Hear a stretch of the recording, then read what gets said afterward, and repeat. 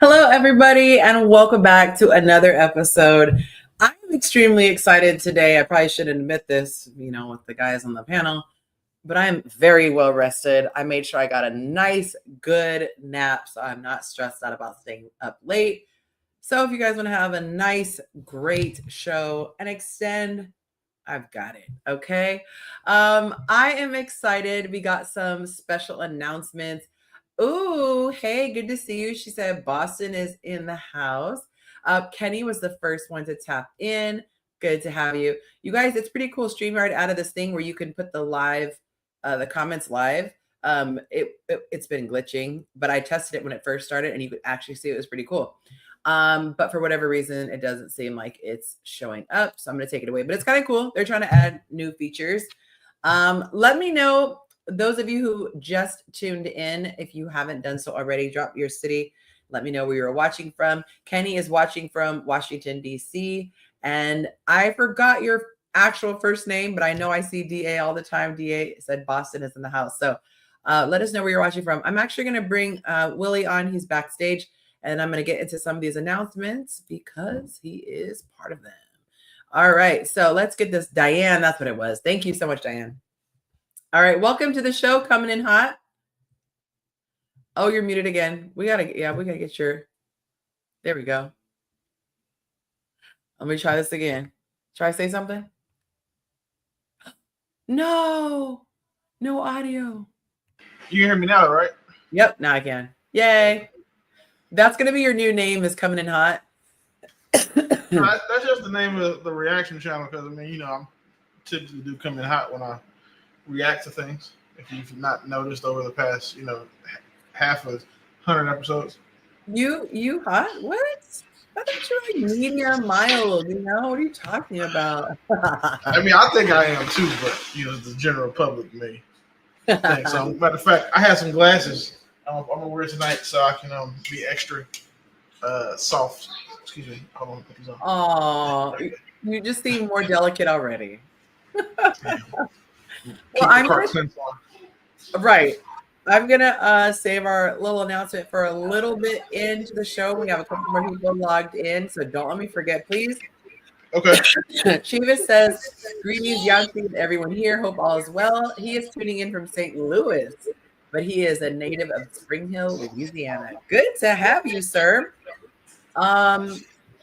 All right, so let's get into these announcements. Of course, I have to mention that the singles database is now live. We have people connecting. And this past weekend, the couple who got married, they got married. The ones who got engaged from the singles feature, or met through the singles feature, they got engaged and they got married last Saturday. So that was pretty darn cool.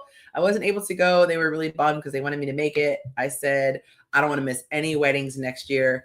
But I was unable to make it. But I saw their beautiful, beautiful photos. And if you watch my page really closely, you might have seen their wedding photos. They're very private. The photographer posted their picture and tagged me. So it was on my page. But then something said, I don't know if they approved of this because they're really, really private. So when I reached out, she said, yeah, they took it down. But if you got a chance to see it, gorgeous couple. It was very, very cool. So you never know where you can find love, but I say to all the girls in my class, put as many irons in the fire as possible. It's like somebody giving you lottery tickets. Why would you not take all the ones available? So take as many as you can get. You never know where you are going to find your man, or he is going to find you. All right, let's see. I'm going to go ahead and take this one actually away. My coaching program, actually, I still have the old date up. Let me just fix that really quick. My coaching program for the June group is now taking enrollments. I have about half the class full at this point, but there are still a couple seats left. So if you want to join, you can do so. And of course, if you have any questions, I recommend you going and doing a discovery call with me. It's a free consultation where we talk about all that the program entails, but it is very, very, very in-depth, and you will get a lot out of it. Over 100 girls have gone through the program, and you could be next. All right, so we are going to jump right in. I'm really hoping that I don't do too much coughing. Yesterday was crazy, but today wasn't as bad. Here is the video that the guys got to see, and then you'll see why the question makes sense. Therapy. Therapy for men. How to clean after oneself. How to load a dishwasher. How to fix a toilet. Chanel, YSL, Louis Vuitton, spa days for wife. Let wife sleep in. Vacation. So, of course, they were silly. That was a silly video, but I wanted to see what the guys would say. You guys surprised me. Some of the posts that I don't think you're gonna comment on, you guys comment a lot, and then the ones that I think you would, you don't. I can't read the first one. So you have to be a patron and you can read that one. But someone said stupid women that look and behave like Yonci. It says, I'm watching and following all positive travel, love your man properly, battle rap, and Mocha Fest on TikTok and IG. We keep hearing about Mocha Fest here. Someone else said, how to treat a good man, what makes Black men happy, how to be a Proverbs 31 woman, king treatment. I'll read one. Oh my God, I'll have to censor this one. Stop complaining about stupid stuff. If you want to read the rest, you can go to my Patreon page and see everything there. If you don't know how to get to my Patreon page, just DM me. But it's patreon.com/Yonci, and you will get every single day the questions that I ask you every single day, Monday through Friday. What kind of phrases would you be putting into your lady's phone if you could control the ads that popped up?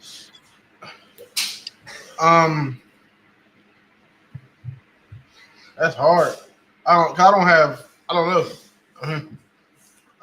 I'm typically, I do pretty well in the not needing. Oh, yeah. I don't know. Like mine had their shit together before they get here. I don't know. You're getting what you need, is what you're saying. Yeah, I mean, I get what I vet pretty well, and then what I pay. The trade off for what I provide is that some of these things you just got to have together. I mean, I get all the cheesecake, the cooking, cleaning, I mean, with no complaints. I'm lucky. I don't have that shared experience. That, and I'm again trying to lead with curiosity as to see what some of these other men's experiences are like. Okay. Very nice.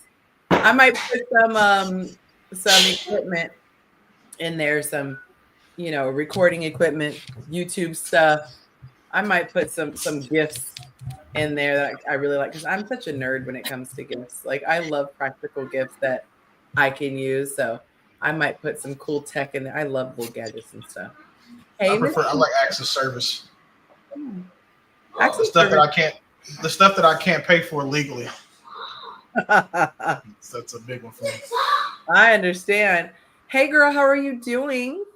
Hey, y'all. I dropped off the other day, y'all. I was at some volleyball games, and my internet, I was so mad because I was ready to share.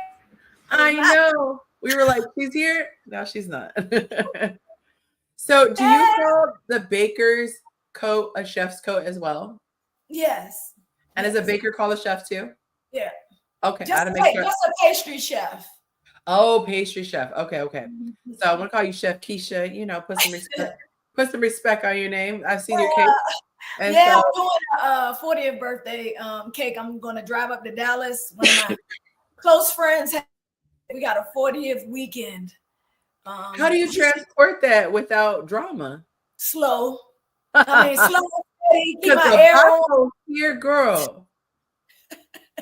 We were driving to the trainer today, and I swear to you, I caught air. I was looking down at my phone, and I actually came up off the seat. I was like, oh my God, because Monte was driving. And oh my God. Yeah. Craziness. So we were talking about phrases to put in the phone. I'm going to move on to number 2 here. All right. All right. By the way, I was pretty impressed by how many people showed up for the Tuesday show when that was not the norm for everyone to come. So that was pretty cool. All right. So I saw this online, and of course, I had to see what the men said. This post said most men are single because the character of the woman they want is not in the body shape they admire. So I asked the guys if they agree or disagree, but I'll actually let both of you answer, even though Keisha, you are not a guy. Oh, thank you, Falake. She said she likes my playful look. What do you think the men said? This isn't your opinion, it's what do you think the men said? Do you think that they agreed with this, or do you think they disagreed? I think they agreed. Okay. I think they agreed. I think they agreed because I think that's almost. I mean, we ain't talking about women either, but I think that's a little bit of everybody. The people that we want a lot of times be in the body shapes that we want. So yeah, I would agree with that for the men. Or just the package, period. Yeah, right. Like you just might not be, yeah. What do you think coming in hot? You think they agreed with this? Wait, it's still Willie. It's fine. But coming in hot for a while. Yeah, I think that a lot of guys have that problem, but I would say more so that the body type that is the character they want is not in the body type and the tax bracket that they're in. I think that's a big one. Well, you know what cracks me up? When you see guys on social media and they are going in on some woman about her looks or whatever. Keisha, you ever clicked on one of the pictures like, let me just see what this commenter looks like? And they look crazy. And I'm like, I do it all the time. All the time. Right? I do it every day. Oh my God. Okay. I get some of my best content from those types of posts. Like, nobody feels bad when when I bully a guy. I like everything I bully people. You know, no one feels bad like when I'm roasting a dude. Like everybody thinks it's cool. So it's some of my most viewed content has been me. Like, sir, this doesn't make sense. This is not the conversation for you, buddy. Oh goodness. Well, it helps if I put the right thing up there. So it's actually closer than I thought. Only 60% said they agreed, and then 40% said they did not agree. So interesting. They lying. 40% lying. I think it's just confirmation bias for the other side, because they probably, or they just don't want to admit it to themselves. Like, dang, I could have been with a big girl and been happy, but it's just not. Now this is surprisingly a lot of comments on this one. So one guy said, so is this insinuating that aesthetically pleasing women tend to be lower character? So that is interesting. Okay. I do know that people typically become better when they are challenged. So let's say, for example, if you could be completely lazy at your job and get paid 6 figures plus, most people would probably be lazy. Come in when they feel like it, slack off, do the minimum or whatever. But it's when you're under pressure and under the fire, you step up. And so like even with weight loss and things like that, it sometimes takes a health care to get people to get together. So I say that to say, my theory is that when people are good looking from childhood, I can't stand when they didn't go through an ugly looking phase. Like, dang, you didn't have to go through any kind of struggle. But when they do that, I don't think they ever are kind of tried, like that. They don't have that friction of not getting what they want. So they just do whatever. And I think that a lot of times people develop people skills because they are trying to get something out of it, not just because they're like, I just want to become a better person. So I think that for those people who didn't have a really late glow up, a lot of them haven't worked on a personality. But character, that's a little different from personality, but well, it's a characteristic for us. Your personality does kind of make up your character as an adult too. Yeah. I would probably add to that maybe or not add to maybe, but I would want people to understand that there still is you're only going to get 80% of what you're looking for. You know what I'm saying? So, and if the woman is already fine, then she's got that. You know what I'm saying? If there's 5 things and she's fine, then what else? She's going to be missing something, and you just got to hope that it's not the part that's going to help raise your children. So somebody said, can you elaborate on this? I need more details, which is kind of surprising because I feel like it's pretty straightforward. The crazy thing, what my take is on, my take is on really pretty women. So as far as where they oftentimes lack. Okay. And what's that? I mean, you said she know it, but share with us what your take is. Wow.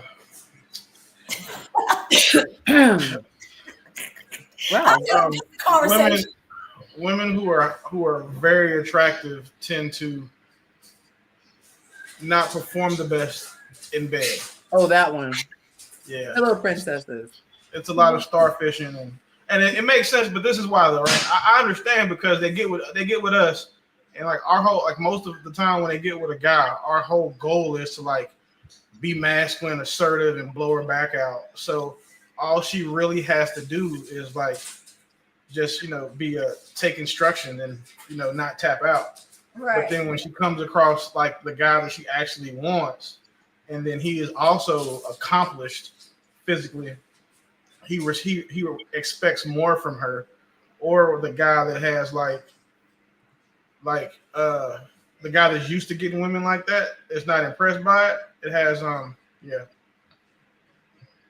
It's interesting. I always say this. I find it so interesting that the terminology that most men use is so violent sounding in nature. Like there's nothing romantic or sweet about it. Like was when we're like make love, and then guys are like beat it up. Yeah, smash. Everything is like so violent sounding, and I'm like, there's nothing sweet and beautiful about it. Have you ever seen what sex looks like? Sometimes it's not sweet and violent and not trying to be funny, but that's a good point. It's if you're pounding, but there is such a thing as the slow caress. Of course, like we can get that. Yeah, like what I'm saying, toe and mouth, slow stroke. We get it, like the combo. That's cool, right? But that's not the norm. If it's 4:00 in the afternoon, I'm not about to make love to you. We're about to F word. And F but word I'm saying that's the only term guys use. I don't think I've ever heard a guy be like, I was making love the other day. We got clap cheeks, we got smush, we got drill, bang. Saying we bang. got what I'm saying? We got make macaroni noises. Like we got some other stuff that's not necessarily violent sounding. Like macaroni noises is big back as hell, but we have other things. I feel like a lot of guys, just from how they talk, it's mostly about themselves when they are intimate.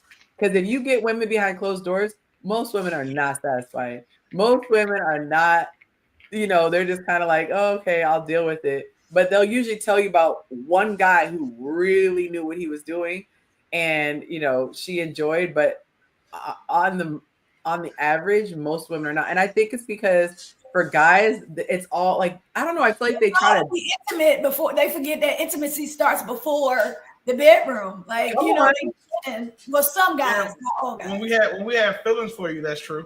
Right. Like we're not just starting off meeting you and trying to sleep with you the first time. That's not our goal. Is to, finesse. No, we're not finessing because that women tend to think that there's some sort of inherent deception there. We're just trying to accomplish a goal, and by accomplishing that goal, it helps us determine whether or not you're suitable for us long term.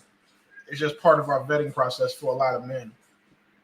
I used to vet that way. I don't now. Like I'll check your credit first, but I'm not a right. When I was younger, if the sex wasn't like good, knowing, and I would base that on like where I was in life. So as I was ascending, I had a higher requirement for what the women that I would entertain would be able to have to do sexually for me, and I felt that's a fair, what do they say? What's fair ain't no robbery. So however that saying goes, it's worked out pretty well. It's so funny because I saw your YouTube handle last show, Willie, and I was like, oh, what a coincidence. His name is it just hit me today. That's a little slow. But I will say this, it's so interesting. And there's a post I want to get into so bad, but I have to wait till it gets in the line in the queue. But there's a question I ask about a woman reaching her arousal. But what I will say is it's so interesting because that term that men are like microwaves and women are like crock pots. I have found that a lot of women need to warm up to the erogenous zones versus men would like going immediately to the erogenous zone. Like a woman typically would want to have, her shoulders rubbed, be kissed on her neck. And it's like this slow build, almost like water, about to boil, versus a guy, it's like he could just come in and da da da da. Not to say obviously that women can't have quickies, but I think you're giving us too much credit. I think we're more like toaster ovens. Like toaster ovens? Yeah, or like an air fryer. But if a guy is excited, if a guy gets turned on, you guys get turned on by like the wind blowing. If you guys are turned on, you could immediately just go straight to penetration. Right. And for most women, they want the buildup and they want the enjoyment. But I'm saying too much because this topic is going to be juicy. That's why God gave women mouths. Like, I'm not trying to be funny, but your mouth is always wet. If it's not, you got a problem. But that's literally the opposite of what we're saying. We're saying for a woman's pleasure, for a woman. I was speaking for hours. Like, that's why, God was like, hey, y'all got to get it warmed up down there, but up top, always good, sons. But it's interesting that the way that we're created, women have to work so hard to reach that point, and men have to work so hard to not reach that point because they're trying to maintain. And I'm just like, was this not designed for pleasure? Because I think it's a cruel joke. I feel like it is too. I think it's a super, and then like y'all spots are very, very little, and then we have to find it and use a third appendage to actually stimulate. If a guy can't do it with his fingers, he can't do it with his whatever, right? Because it takes aim and paying attention. A lot of the times we so focused on not finishing that we can't pay attention to shit y'all doing. We got to make sure that we don't embarrass ourselves, end up in a group chat. But like for the, if a guy, if I had to tell dudes, or like I had to have a conversation with my son that I thought I would never have, I was like, hey, listen, you can't just be going in there and just, and not, you got to work some stuff out. And he was like, oh, well, I don't know. I'm like, hey, I'm not going to walk you through how to do nothing. That's weird. But, all right, son. Yeah, I'm not doing that. Like she should be willing to show you, and then you need to be coachable. And I think that translates to all men, because a guy, I think, if I've got 10 women I'm sleeping with and I'm great with all 10 of those women, and then I go get with 10 more, those 10 can think I'm ass because I'm doing what the other 10 like. So I think that in general, women are pretty, certain things work on all of y'all, but each woman is very specific about, other things that she enjoys. So if a guy just takes the time to ask and not has to act like, he's I don't know, he's less than, because he's asking a woman like, hey, what gets you there? Like, it's like asking about her allergies. Yeah. I mean, you ask everything else. Like, if she gonna do it, why not just be like, hey, tell me what you like, that part of the conversation, because sex is usually a foregone conclusion between two people that like each other. So when it's time, like, y'all should probably have that conversation like, hey, I may like my head pushed between the dryer, or, hey, I'm not really into hair pulling, or if you could, like, punch me, whatever you like just, you need to, I would suggest that men ask and just be willing to listen and receive it not as if they're being criticized. It's wild to me that sex is the most intimate thing you can do with another human being, but yet a lot of people will go to that step before reaching emotional intimacy.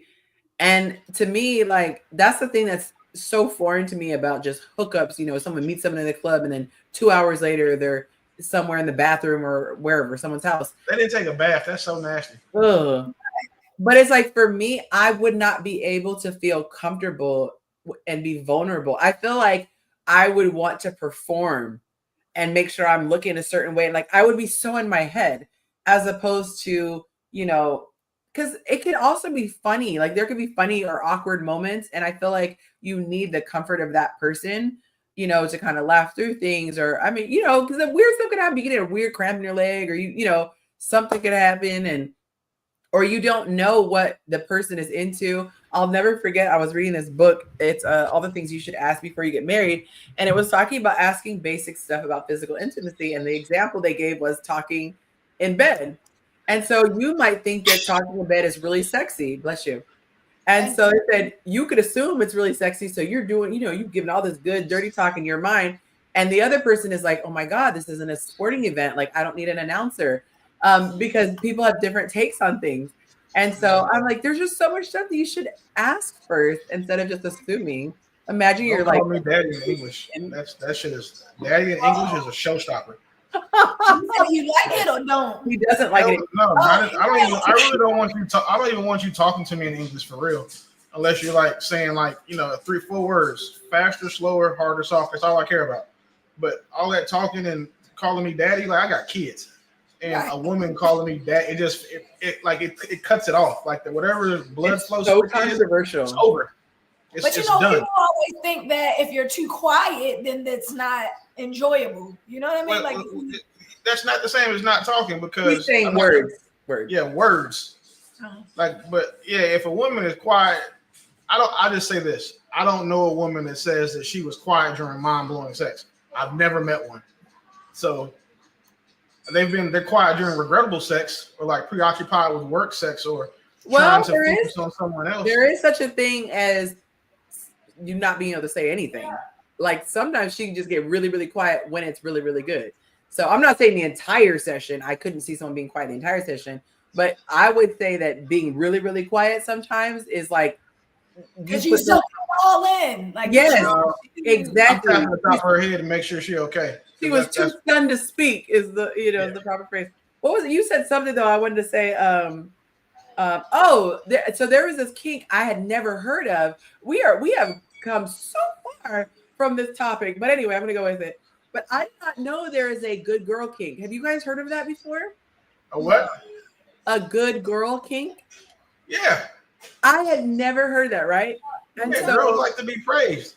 Yes, it's called a praise kink. So where the guy will say "good girl." So there's this challenge. I don't know if it's a challenge or whatever, but it's trending on Instagram where you tell a guy to do 20 push-ups, and in between the reps say "good girl." And of course, you can imagine he sounds like he's doing something other than push-ups, but in the audio. But it's apparently a thing to say "good girl," which is ironic because it's the opposite of daddy. But yeah, it's just you just never know what people are into, and so I think I like that. Yeah, if he's like say it to your dogs and your pets, like, or be like you're my good girl, or that's a good girl. Yeah, that is like a thing within your dog. Girl, like you petting your dog, I get petting the dog. Good girl, yeah. You can't say it like that. They described it as more like you're praising her, like I can't say it because I'm not gonna have that be clipped. I almost caught myself. Yes. Okay, so we're talking. I have no comment for this one. I was like, you've never heard it before. Someone else. So we'll get to these comments. This is not quite this black and white, but there is some truth to this. Some said there are some bad characters in ones we don't desire. Society just wants us to tell us to accept them before 2024. I don't know what that means. Plenty of truth to this. And Kenny? The names are redacted. I'm reading the redacted version. Someone said plenty of truth to this, and some guys, but many of them are not married because they're afraid the woman they're marrying is just in it for what she can gain financially. First of all, let me say this. It cracks me up when men talk about that and they don't have substantial income. Like most of the people are dating somebody who they also are making the same amount of money as, and some women are making more. So it's hilarious to me that there's this assumption that you're just hitting it big financially.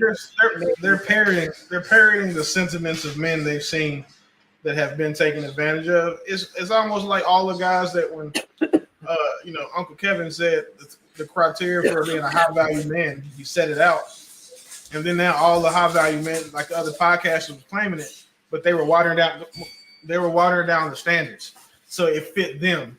Like, I make over $100,000. That's not what he said. He said over $250 for 5 years. It was never just $100,000. Everybody making $100,000 is easy.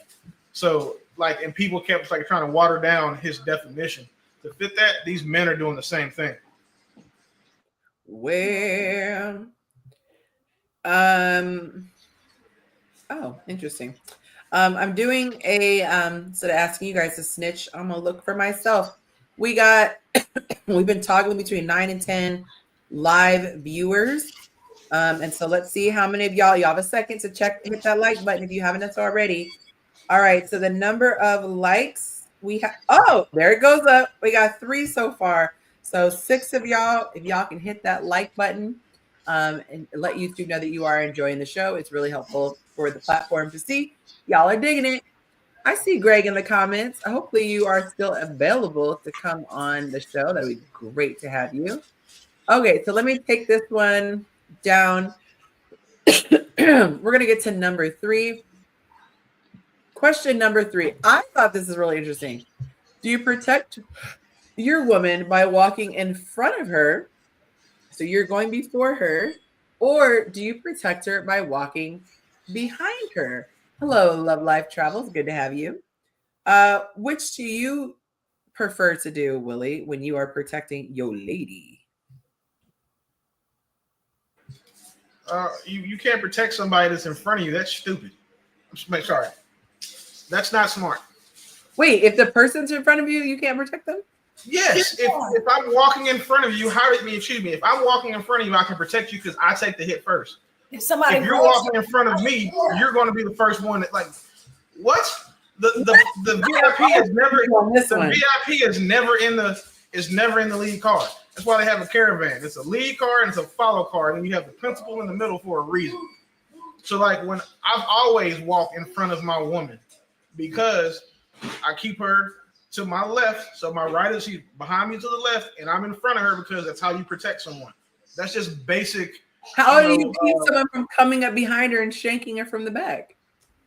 Oh, so if we're saying we're just worried about the rear, the majority of your attacks aren't going to happen that way in society. But that principle is because you keep you want to be like your bodyguard goes in a room before you do. That's why the Secret Service enters the room before the president walks in. That's why, like, if you had private security, they're going to go wherever you're going. They walk in first. But I thought that's because they have 2. No, it's because they go in. They go in and make sure there's no threats. For example, I walk into a restaurant door, right? I hold the door. I walk in first. I hold the door open so you can come in. Because I've already went in there and seen, like, hey, no one in here wants to kill us tonight. Cool. Come on in, baby. And also, I get to highlight the fact that you walk in the room looking all good, and then y'all take your arm, and now everybody's like, oh, yeah, he got him a bad one. But no, you can't have your own walking about like in front of you. That's weird. I'm going to see what ChatGPT says. If you want to Gemini AI. Someone, is it better to walk in front of them or behind them? Now, I'm going to not even look at this answer. I'm going to answer for myself first. To me, it makes more sense. Oh, sorry, Keisha. To me, it makes more sense to walk behind. And this is my logic. If I'm going to the mall, I'm going to the grocery store, whatever, and I have my little kids, or I at one point I had a whole daycare and there were a bunch of kids, I always have my little ducklings in front of me so I could be surveying what's happening. Now, if we're in a really congested area, they're going to be really close to me, and I'm probably going to be holding their hand.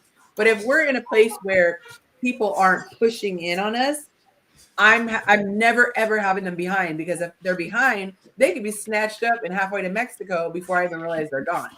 So I've never understood the idea of the person being protected being behind the security unless they're holding the person's hand. You lead from the front, and then even the example you use, you said your little ducklings. When mother duckling, she has her ducklings behind her. Just for your example. And then also, I'm not trying, but a shepherd, kind of walks behind into the side of his flock as he guides him where they need to go. So I mean, it's just a lot. There's a bunch of I know you guys like Bible references, but yeah, you lead from the front. Like you're saying, you can't lead from the back. You can't protect from the back as adequately as you can from the front. I would like. That is so interesting. I've had people stop like, hey man, why you let your girl walk behind you? Like, because I'm up here in front, like, oh man, I never thought about that. Like, yeah, you walk side by side with your girl. That's cool. Me and mine aren't equal when we're outside. If something happens, she knows what her role is, and I know what mine is. And if we're side by side, whoever wants to attack us, we pick one. If it's just me in front, I'm his first target because I'm the closest one to him. See, I've never thought of people being the first. I always thought of it being easier to sneak up on someone from behind and get a cheat shot in. What are your thoughts before I read ChatGPT's answers, Keisha? Obviously, I've always, if I can remember, a man walking beside me, but slightly behind, like not right next to me, but maybe a little staggered a little. Mm-hmm. That I can remember. But I have had instances on dates where, like Willie said, I've asked, like, you left me back here? Like, and I've had an instant, dude didn't even know I did it on purpose while he's walking just to see if he was going to realize that I wasn't even back there no more. So you can make a really good argument too for like some of the celebrities. They have their bodyguards walk behind them, and when you see it, their bodyguards will walk behind them and like to their left or whatever their dominant side is, because they want, they can see threats and they're focused on the threats around them and they can react fast. But I mean, from a tactical advantage, it's being the first line of defense is the more statistically, you have a higher chance of success statistically by doing that. All right, I am going to read what ChatGPT says. Okay, it says it depends on what you're protecting them from, which already sounds a little bit like what I was saying. Okay, walk in front if you're protecting them from a potential threat ahead, like in a crowd, which is what I said, an unfamiliar area or a sketchy environment, and you want to clear the path or lead the way with vigilance, and you need to physically block something before it reaches them. To me, that's like when I've been in a club and it's really, really crowded and my guy has to walk me through. He'll go in the front and reach his hand back and like pull me through because he's using his body to break through the crowd. It says walk behind if you're protecting them from a potential threat from behind, like being followed or in a situation. You want to make sure no one sneaks up. You want to watch their back and keep them in your line of sight. You're trying to be discreet while still offering protection, common in security or bodyguard settings. Now, ideal in high-risk settings, side by side is often the most balanced as it allows for an instant reaction in either direction and easy communication. In protection services, one might flank while another takes front or rear. So the better position depends on the context, but if you're solo and trying to protect someone in a general sense, walking slightly behind and to the side often gives the best visibility and reaction ability. boop. Wow. So I was texting my guy and he was asking what the reasoning was.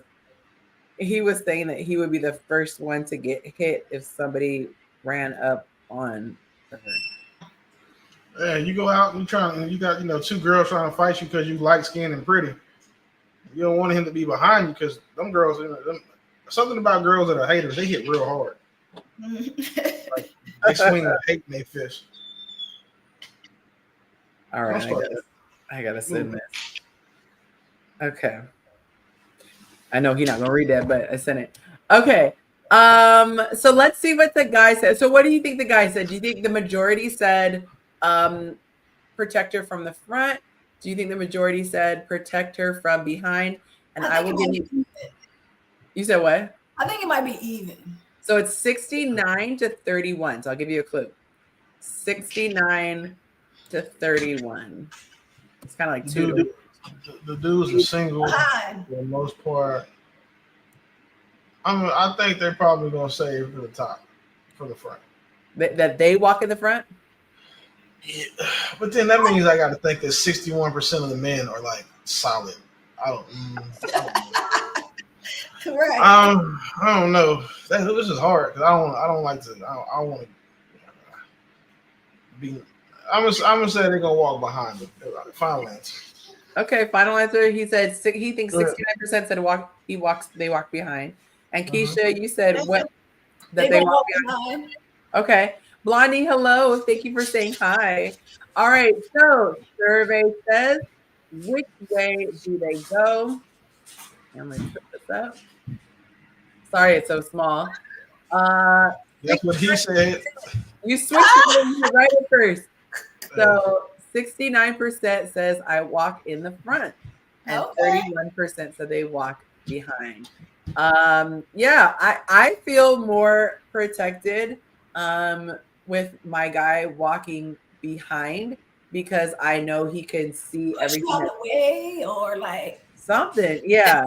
I mean, it's not like he's walking 50 feet, but he always, like, anytime we're walking, he'll always say, get in front, because he doesn't want anyone to run up on us. So he always wants to be able to have a full view of everything that's happening. So it's just interesting thoughts. Well, Senator, welcome to the show. Good to have you. Let me find out you're running for Congress in Flint, Michigan. Yeah, constituents are so happy to be represented. I ain't fooling with y'all. Good evening to everybody. How are y'all? Good evening. Good evening. I'm very curious. Did you hear what we're discussing? Because I would love to hear. No, I literally just clicked on this. Like well, welcome. You didn't go to the comment section first, so congratulations. Let me see. You stepped up to your rightful place on the throne. So the question is, do you protect your woman by walking in front of her or behind her? We just revealed the men's answers, and 69% say they walk in front. But I'm curious to see what Willie and I are at odds. We have different takes. So I'm curious which you do, and then why do you justify it? It depends. So I know that's not the right answer. Now let me say if I need to kind of clear the way, if it's a big crowd and I need to kind of be the fullback to make sure she's okay, I'm in front. Yep. There are times when you need to let your woman in the front. It's such she's got something going on. She might be leading something like that. I know how to play my position, but if it's protecting her, only I'm probably in the front. Protecting, I'm probably in the front. Interesting. You and Willie agree. I was saying that my guy likes to be able to see everything, and when I'm the one protecting, if it's my kids or whatever, I always want them in front of me. I don't want someone to be able to sneak attack, grab them, do something or whatever. What's so interesting is there was a time that I was being led through a crowd, and because the guy was in front, somebody came in and got a whole handful. It wasn't like a little grab. It was like they were trying to detach it from my body, and it was bad. But because my guy couldn't see anything, and so you grabbed your ass. Oh, it was like, and he turned around and swung on him, right? Like, no, I didn't tell him. This was my ex-husband. I didn't tell him what happened because I didn't want him to spend the rest of his days in jail.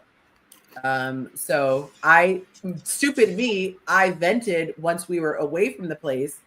So he said, and went back and was like trying to see who, he came in. I'm like, no one's gonna be like, oh, it was me, sir. But I learned from that, if you're not, don't say anything at all, because it's just no guy's gonna let that go. And then I'm sure don't say nothing after the fact. Well, that's what I'm saying. My reason for doing it was to keep him from getting to a violent situation. So I thought, we're out of the violent situation. But then I learned, if I'm not going to say anything, don't say it at all. Like, it doesn't matter if I wait, blah, blah, blah. So, but yeah, that was because he was in the front. Now, he had to because he was physically trying to break through the crowd. But I feel like there's still a downside from the guy not being able to have eyes on the person he's protecting. So I think all men have a story of somebody doing that to their girl. It's wild. They did the same thing on a cruise. I was on a cruise. It was a work event. And he had gone up to the room and we were on the dance floor and some guy did it on the dance floor. And so, of course, he comes rushing down, trying to find the person, whatever. It's just lame. Like, people should not. You just don't know. Like, that's so disrespectful. It is beyond disrespectful. Like, can you imagine if a girl just reached out and just grabbed the guy? Like, that's crazy. They do that shit all the time. To the package? Yes. I would say the equivalent would be another man grabbing. Well, if a man did it, I'm going to jail.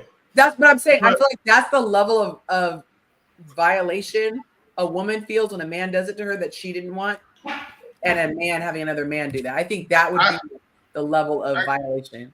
I'll take the glasses off of this because it's not a glasses on thing, but typically it's always big girls that do that to you when you like in a club or on a cruise. Like a cruise, it's always the big girls that's grabbing dudes' meats.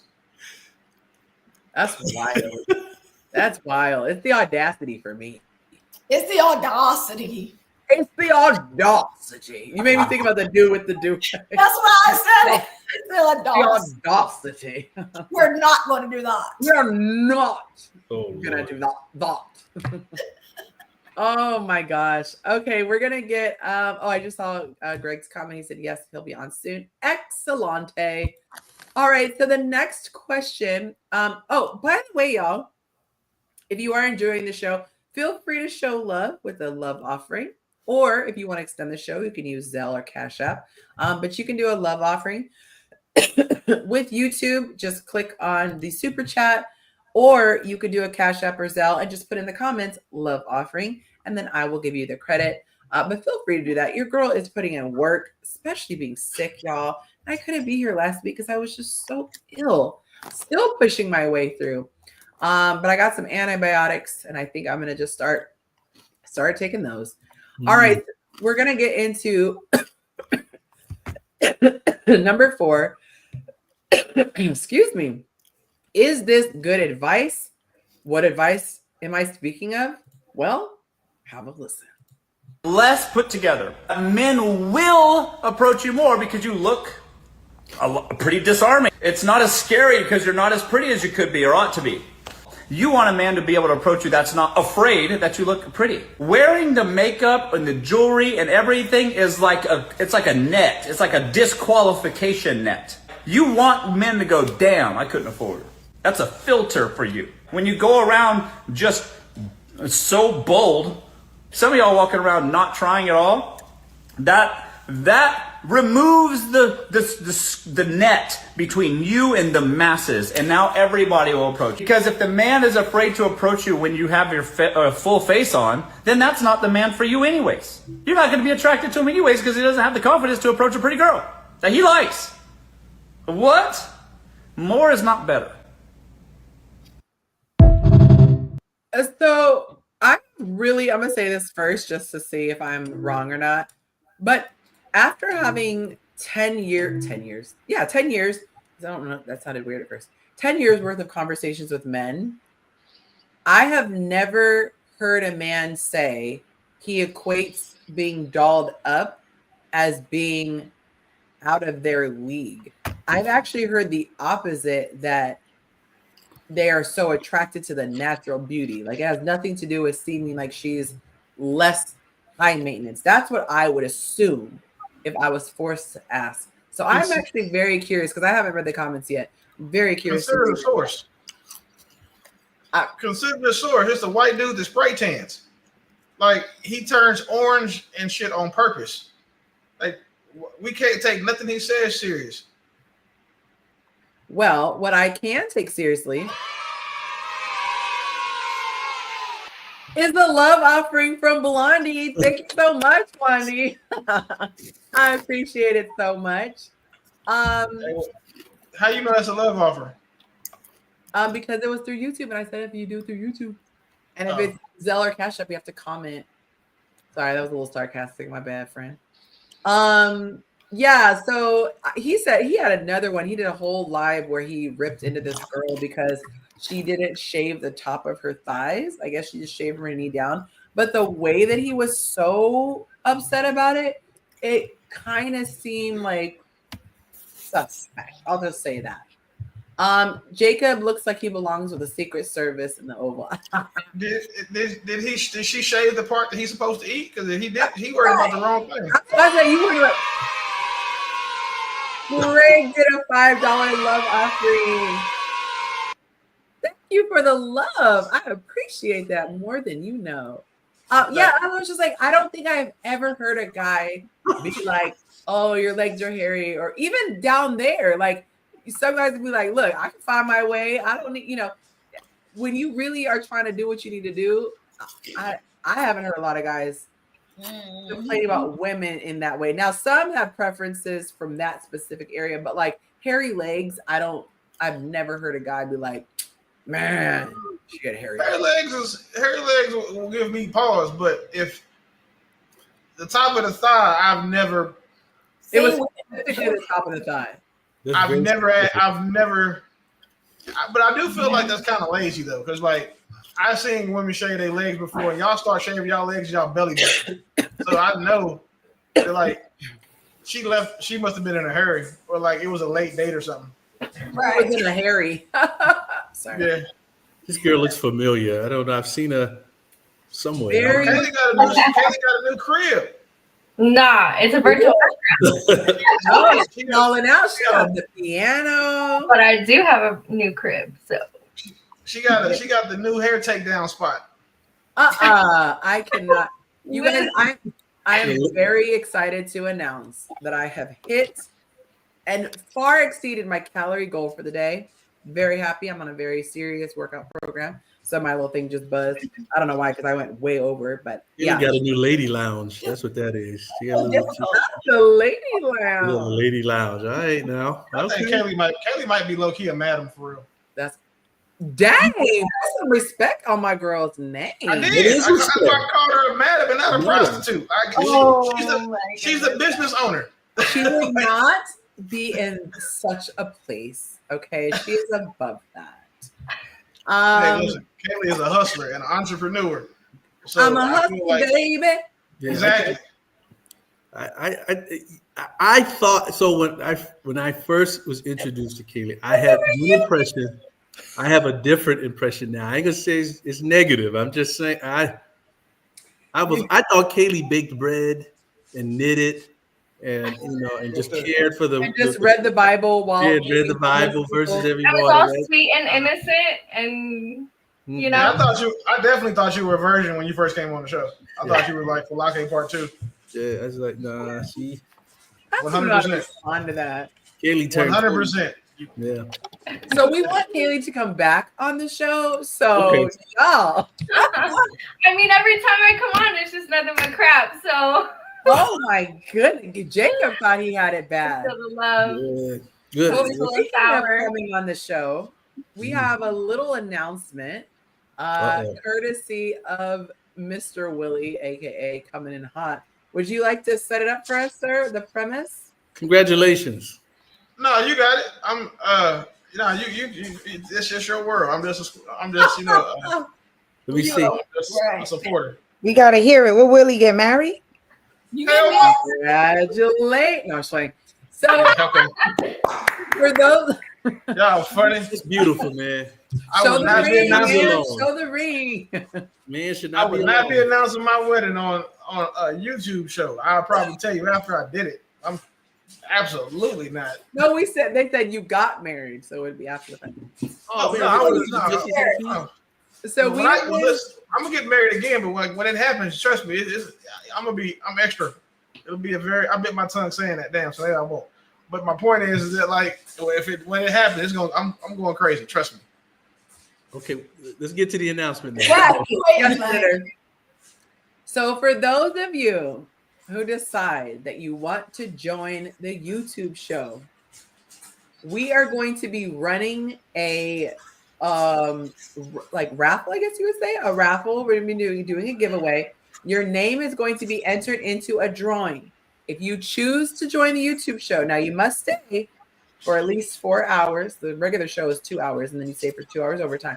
If you stay for at least 4 hours, your name is entered into a drawing. We want to encourage new faces to come, share your thoughts. I think the conversation is most interesting when you have all different thoughts, all different views, of course, respectfully shared.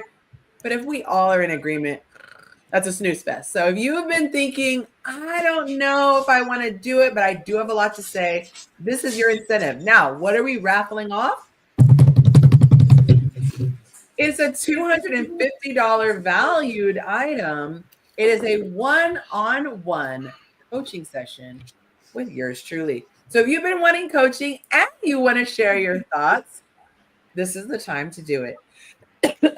All you have to do is show up, be on the YouTube show, and sorry, fellas, this is for the ladies. So if you want to come on and look like a senator, you might clean up, so that'll be your prize. Dang. for the ladies who come through. I was going to say, Jacob looked like he came from a job interview. I'm like, what happened? Look, Lawyer up. look, He's that- doing the job interview. Put some respect. Jacob, tell him to put some Willie respect left on your UPS. I'm going name. to get his job.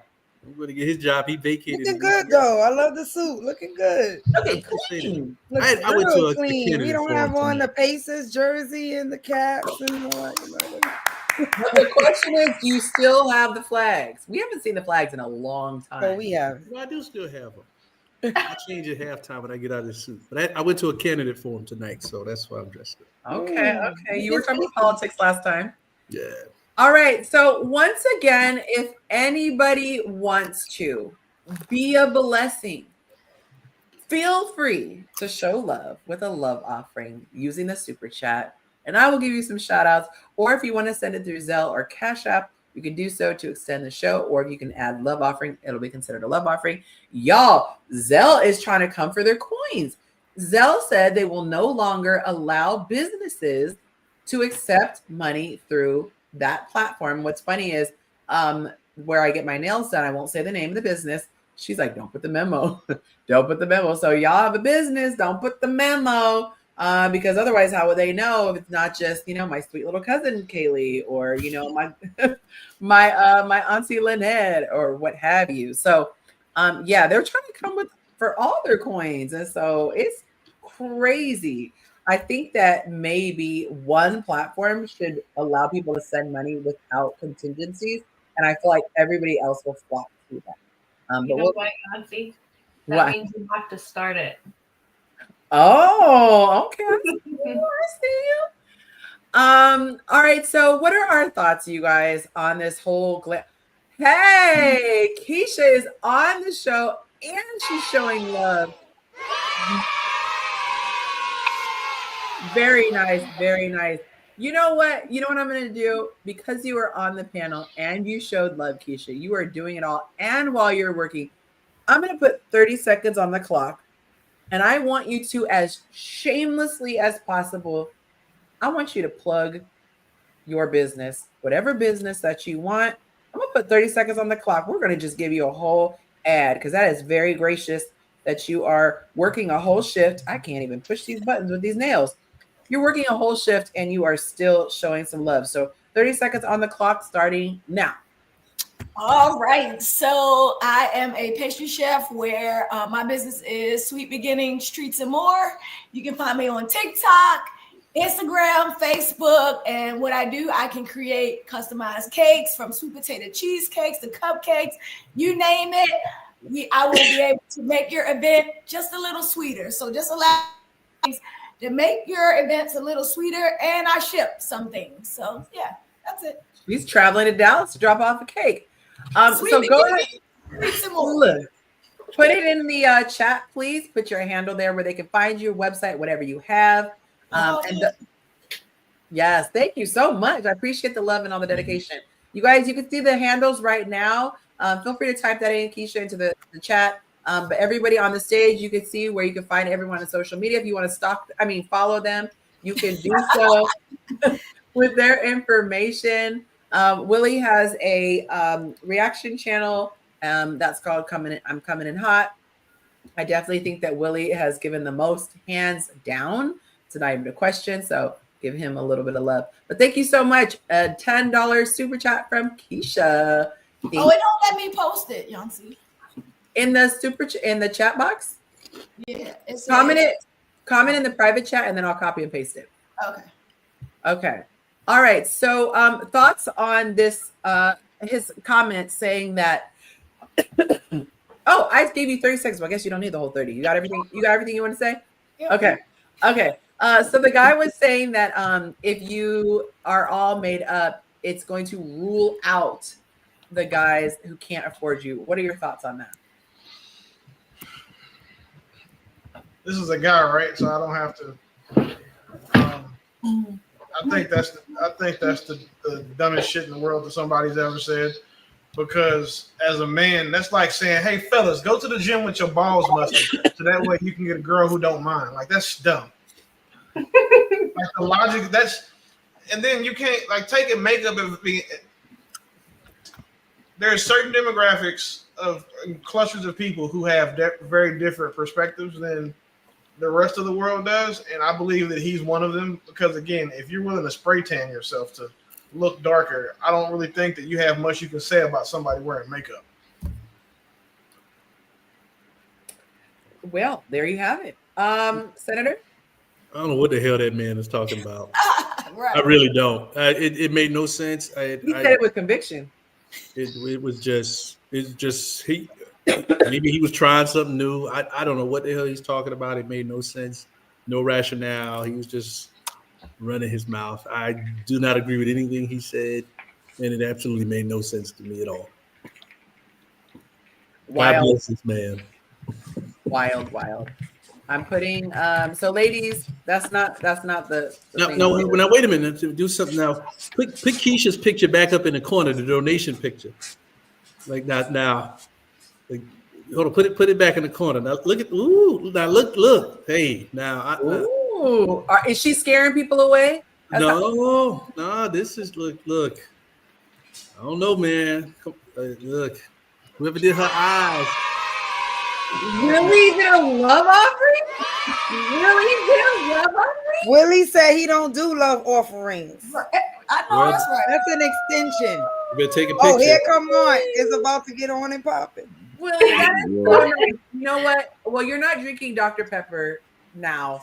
So let me know what I can have for you next week, and I will make sure I have that for you. That is so.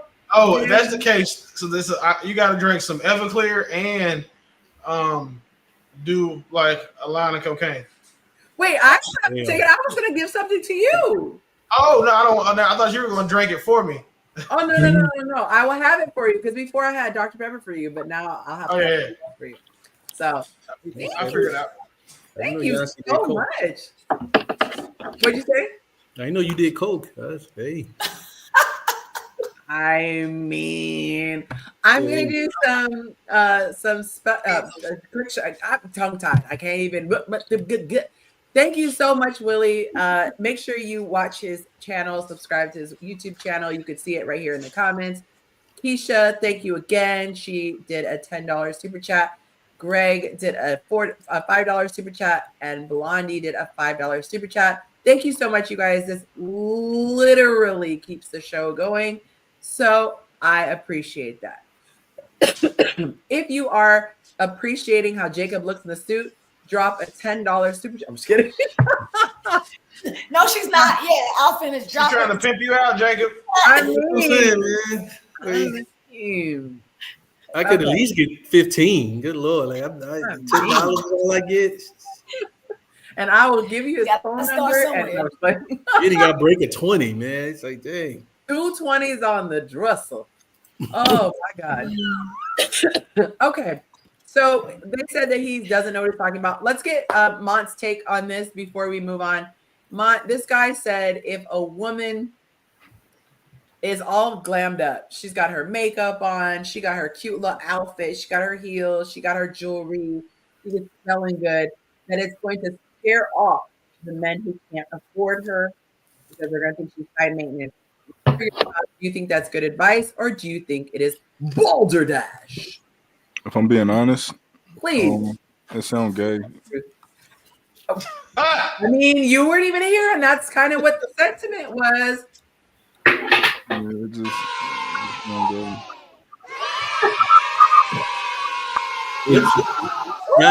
Jacob's looking great. Don't get in trouble. Look, donate money now. Look, you just got back from. You got to sign in the other account in there. Yeah, from another. Jacob got the Jacob, you got on the Donald Trump get up. No, I need to go put my suit on. I'll check it. You guys, we should do an episode like that with suits. Oh my God. That would be nice. There's just something about a man in a suit. I don't know what it is. Man in a uniform, man in a suit. It's just hallelujah. Okay. So sorry, Mont. You were speaking. You said that it does not seem straight. Willie had said kind of the same sentiment. This is the same guy who was mad because the girl did not shave her thighs. So we don't really know if his opinion holds water too much. But what were your thoughts before I got distracted by the awesomely generous love offering from Lynette? Well, yeah, it's like like men just don't.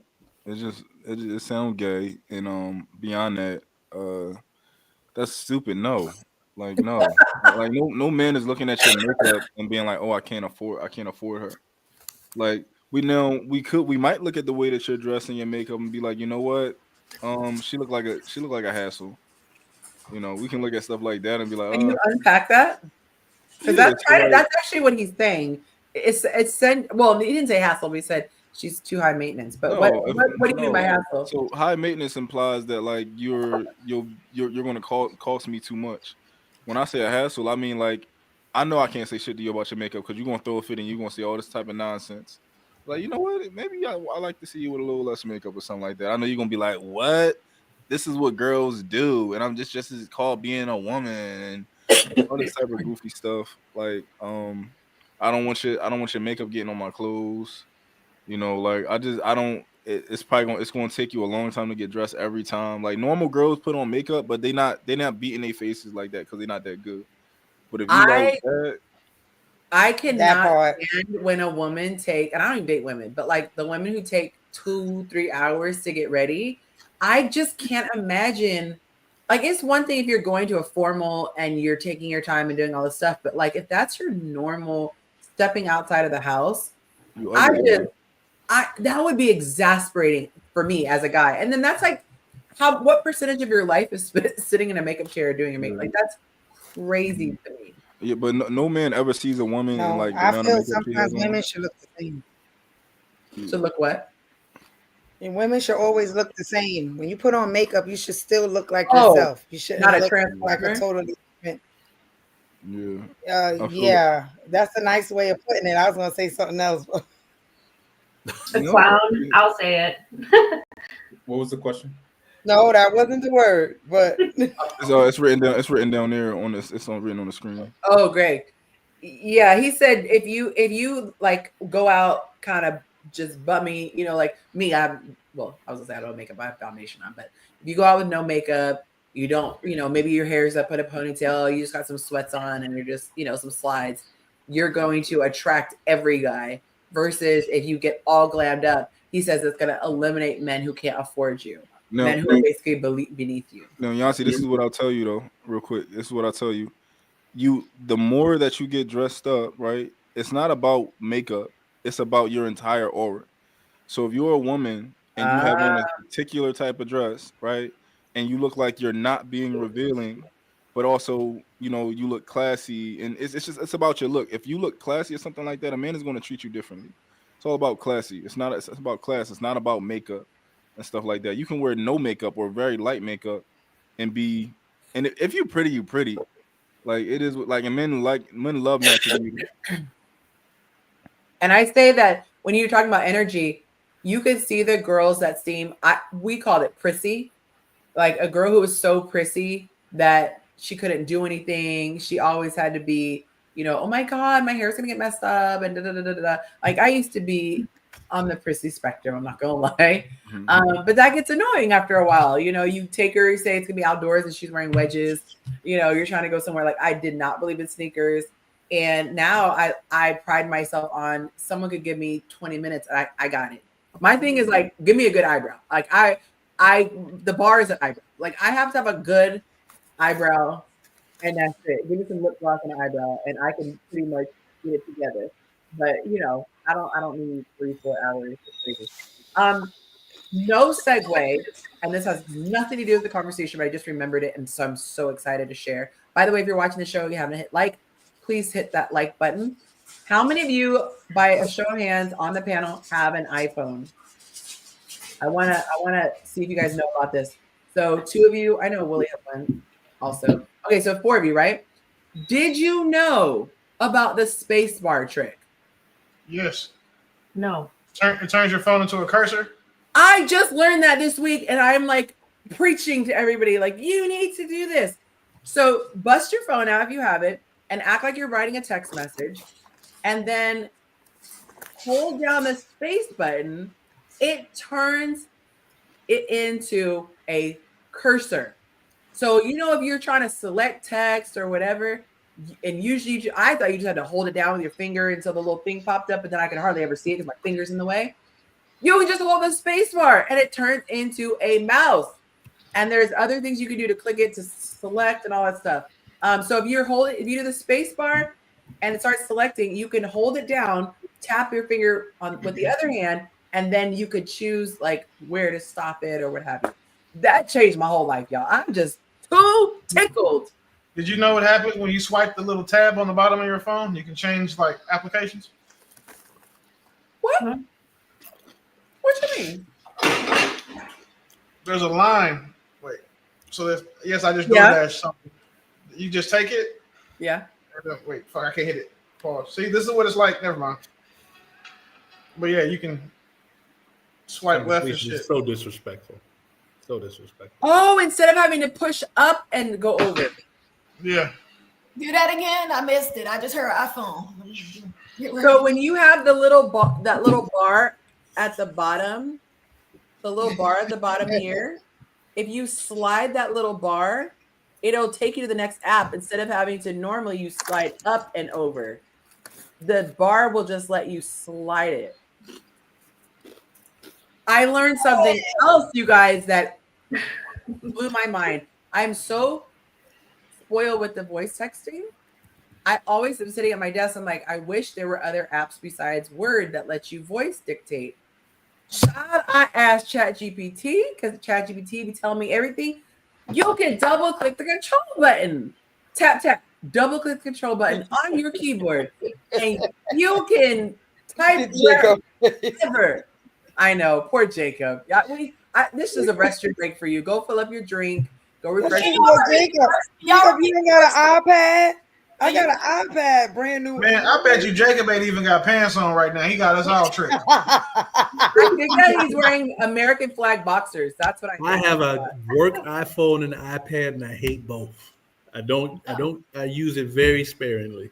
How many of you guys knew about the double control click button for texting? Okay, so my work here is done. I missed that. Tell me, I missed it. I missed I hate it. this thing. It's a waste of time.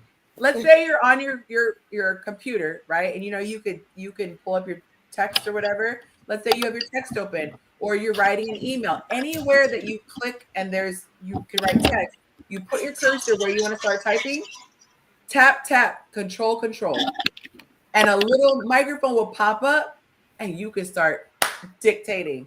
And then if you start doing anything with the keyboard, then it goes away. But you can sit there. Now, the only thing is it won't capitalize. Like if you're texting on your phone and you're like, hey, Kaylee, it'll recognize H, capitalize H, and then capitalize K for Kaylee. Might spell it wrong. But it'll do that. It'll put a period, a question mark, whatever. So you have to say, hey, Kaylee, period. Are you coming today? Question mark, and then have to go back and manually type it. But it does save you a lot of time. So I was tickled pink when I discovered that stuff. Hopefully you guys can be tickled too. Excuse me. Okay. Woo! All right. So let's get into question number 5. Question number 5. You know what I'm gonna try to do? I am really inspired by this. Close them doors. Ushers, close the doors. Close the doors. I'm inspired by Kenny's comment. You guys, I think we can hit 250 in love offerings tonight. And you know what? I'm just gonna close the doors until it happens. So y'all, let's see if we can hit 250. And if we hit 250 in super chats tonight, or love offerings combined, because they take 30% in super chats, but just love offerings, I will match Willie's offer and I will do another coaching session and we will raffle that off. All right. So we're just going to throw that on out there. 250 is the magic number. So if you guys are just tuning in, if you decide you want to join the show, you've never joined the show before, you want to join the show, you will get your name entered into a raffle to get a one-on-one coaching session with yours truly. It's a 50-minute session. And we talk about love, sex, dating, or relationships, whatever you want to talk about. And that's sponsored by Willie. And then I just decided if we do 250 in love offerings tonight, which we are already at 130, so we're not far off, then I will throw in an extra one. All right, so let's get into question number 5. Is this an acceptable double standard, or as the guys have been saying, a different standard? Or should men be able to do self-improvements like this without judgment? What self-improvement you might be saying? Well, let me show you. Please believe these flows teach egos to freeze and then receive. I just remembered they're gonna dock me if I have that audio set. He got on a man wig. Oh, the hair not real. He got on a man wig. It went so fast, I'm gonna let it play again. He too young. Oh, he's old. Right? He looked complete, like changed his decade. Yeah, he lost like 10 years on him. I don't see nothing wrong with it. So you said ain't nothing wrong with the man wig. You got an extra. I got an extra 20 on it. Oh, y'all, I forgot what the button was. Thank you, Keisha, for that. Y'all make sure if you have it in the comments, you can see her business name. I gotta scroll. I'll be back. I gotta finish icing this cake. Okay, speaking of, she said you can follow her everywhere on social media at Sweet Beginnings, Treats, and more. So make sure you follow her. And I am going to post it again in the comments because she is doing a whole lot in the best way, being on the show and sharing. All right, so this is Lakeisha saying this. I cannot spell. There we go. All right, y'all. So go ahead and check out her stuff. We saw it. Her work is very, very pretty. All right, so the panel is Monte. He's okay with it. There's no problem.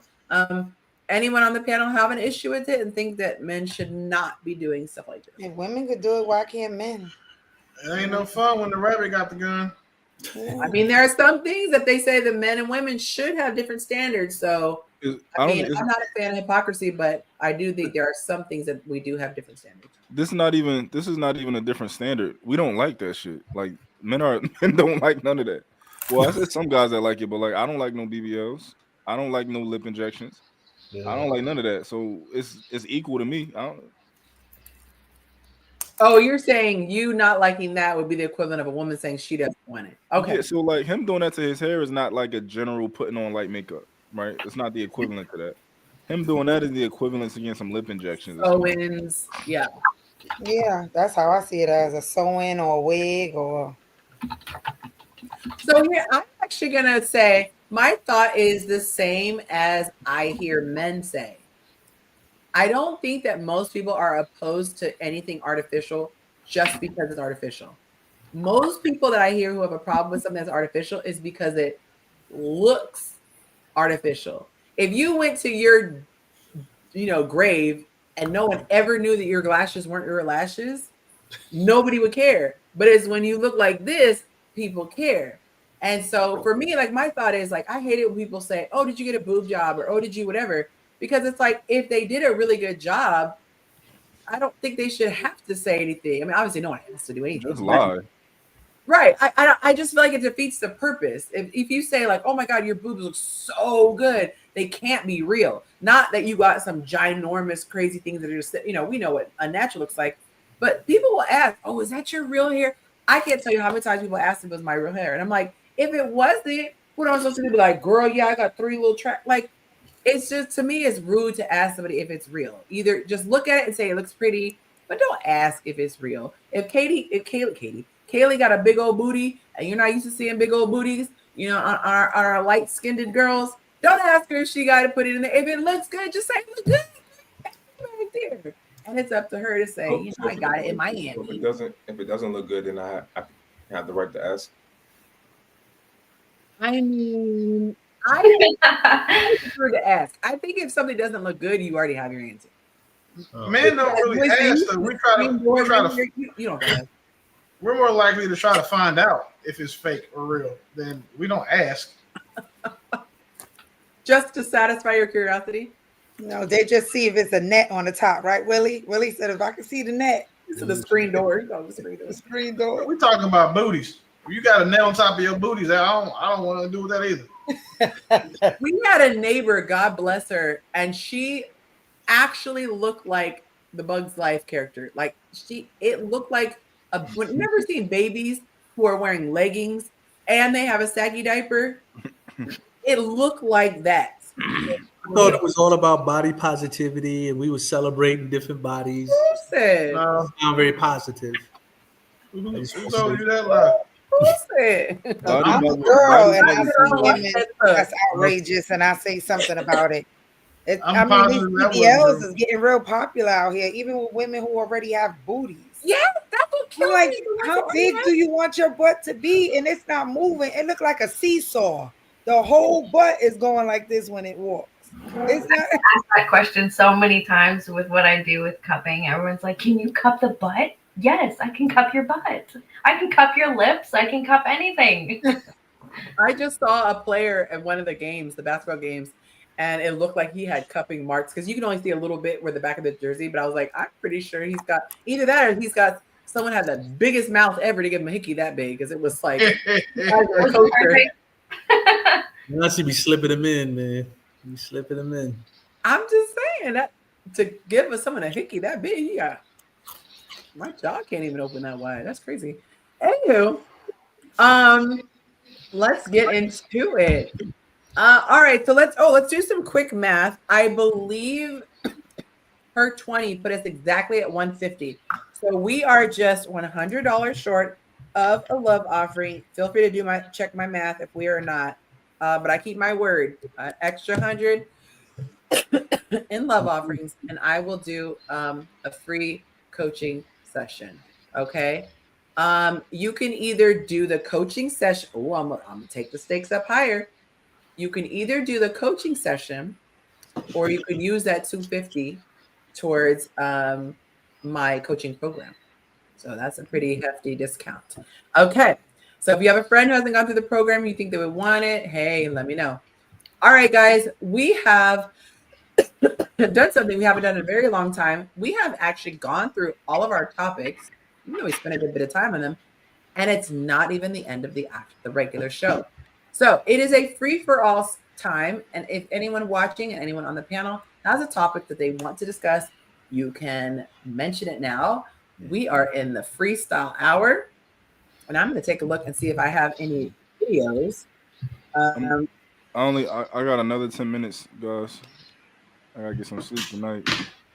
I had to take a crazy long nap today because I was up pretty late last night, and then we had our 5 o'clock wake up today because we're training on Tuesday, Thursdays. So I said I can't fool with y'all if I don't have a nap. So I understand. You had a whole marathon session the other night. I saw your video. I went to bed at like 5 o'clock last night. So yeah, that was crazy. And I couldn't get no naps throughout the day. Somebody needed me every second I tried to take a nap. And you sound like you got a little something, so you better make sure you get sleep so your immune system. Yeah. Well, we appreciate you being here. What are they asking for? Oh my goodness. So any topics, y'all? Otherwise, I am going to go to the my little archive and see what we have. Oh goodness, what happened to Tabitha Brown? I just opened my phone and she said, I don't mind being attacked. I'm often misunderstood. God has trusted me with this journey. Y'all know what the beef is? There's always something. I don't even know what Tabitha Brown is. Oh my goodness, that's the people's champ. Everyone loves Tabitha, so I thought. Isn't she the lady whose husband was okay? Yeah, no, I know. No, I was gonna say no. I don't know if I know. Her husband's an actor, Chance, and she does all the vegan stuff, and she has this line in Target. Yeah, yeah, but I don't know what different things. She does snacks. She does a lot of women's products. Her husband was cheating. Is that the one where her husband cheated or something? I don't know if he did, but I just saw the first comment. It says, sis, you got on here and started a video implying Black authors aren't making the New York Times bestseller list because of the boycott when it's not true. Huh? And then she said, I'm sorry you took that from the video. I don't know. I don't know what the tea is. Okay. Anyway, let me see some of these videos that I got because I'll be storing them up just in case. Oh, that was so nice, especially because you're not staying. Mont, I gotta ask, just because it's a special night, is this a love offering or is this I know normally I don't even have to ask, but is this one a love offering towards the what you call it, or is this a show extension? I don't know what a love offering is.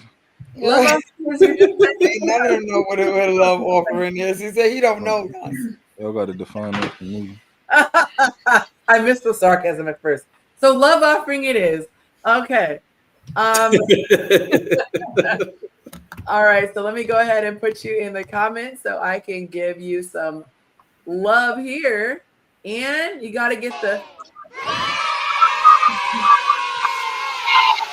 I'm going to go by sarcasm that this is a 60-minute show extension. Either way, thank you so much, Mont. You are always contributing to the show. You got two options, though. You can either use it tonight or you can roll it over for 30 minutes. Next and don't forget about my extra 30 from the show, the bonus show. It's already on here. It went from 2.5 hours next Wednesday to 3. I will actually roll over tonight because I'm very well rested, but thank you so much. Okay, so I'm going to do my notes. See, I kept my word. Put it in the back. And this is going to be backstage. This is 10 p.m. CST, courtesy of Mom. Thank you so much. Okay. And I believe that's our first show. That's our first show extension. Okay, perfect. All right. So anybody have any topics while I am pulling this up that you want to share? Otherwise, I got a question I was talking to my girl about. Yeah. I just couldn't figure out the answer. Is it illegal to like just have a boner in public? Like, let's say you wearing sweatpants, you in Walmart, and it's just like, yo, you just, and it's like that for 10 minutes. Like, I don't see how they could penalize you because it's a natural bodily function. I think only if you are taking it out of your pants, like exposing yourself all the way, or doing something with it. I don't think that you could get it. I think that'd be like the equivalent of a woman's nipples being hard. Like you can't. Yeah. I mean, you think somebody will call the cops? Oh boy, they told us that women that get and put makeup on are intimidating would. He probably call the cops on you. Should I ask ChatGPT? Yeah. You know me and my new bestie here. All right, let's see. If a man becomes aroused in public and it is visible, but his clothing is on, if it's a black man in sweats, it's going to be visible. That's why there's certain pants I'm like, you don't wear it. That's lingerie. You don't wear it. It's disrespectful to wear it in public. Don't do it. I told my man start wearing them gray Nike sweats, and he looked at me, started laughing. I was like, I wish my man would try to go out in some sweats. It is not illegal, but it mentioned what I said, unless they're acting in a lewd manner. It says someone files a complaint and the authorities interpret it as indecent exposure. Visibility is exaggerated or intentional. Maybe they were wearing clothing that makes it obvious or drawing attention to it. So it says accidental or natural arousal without lewd behavior does not warrant legal trouble, but walking through a grocery store and trying to hide it is very different from yes, exactly.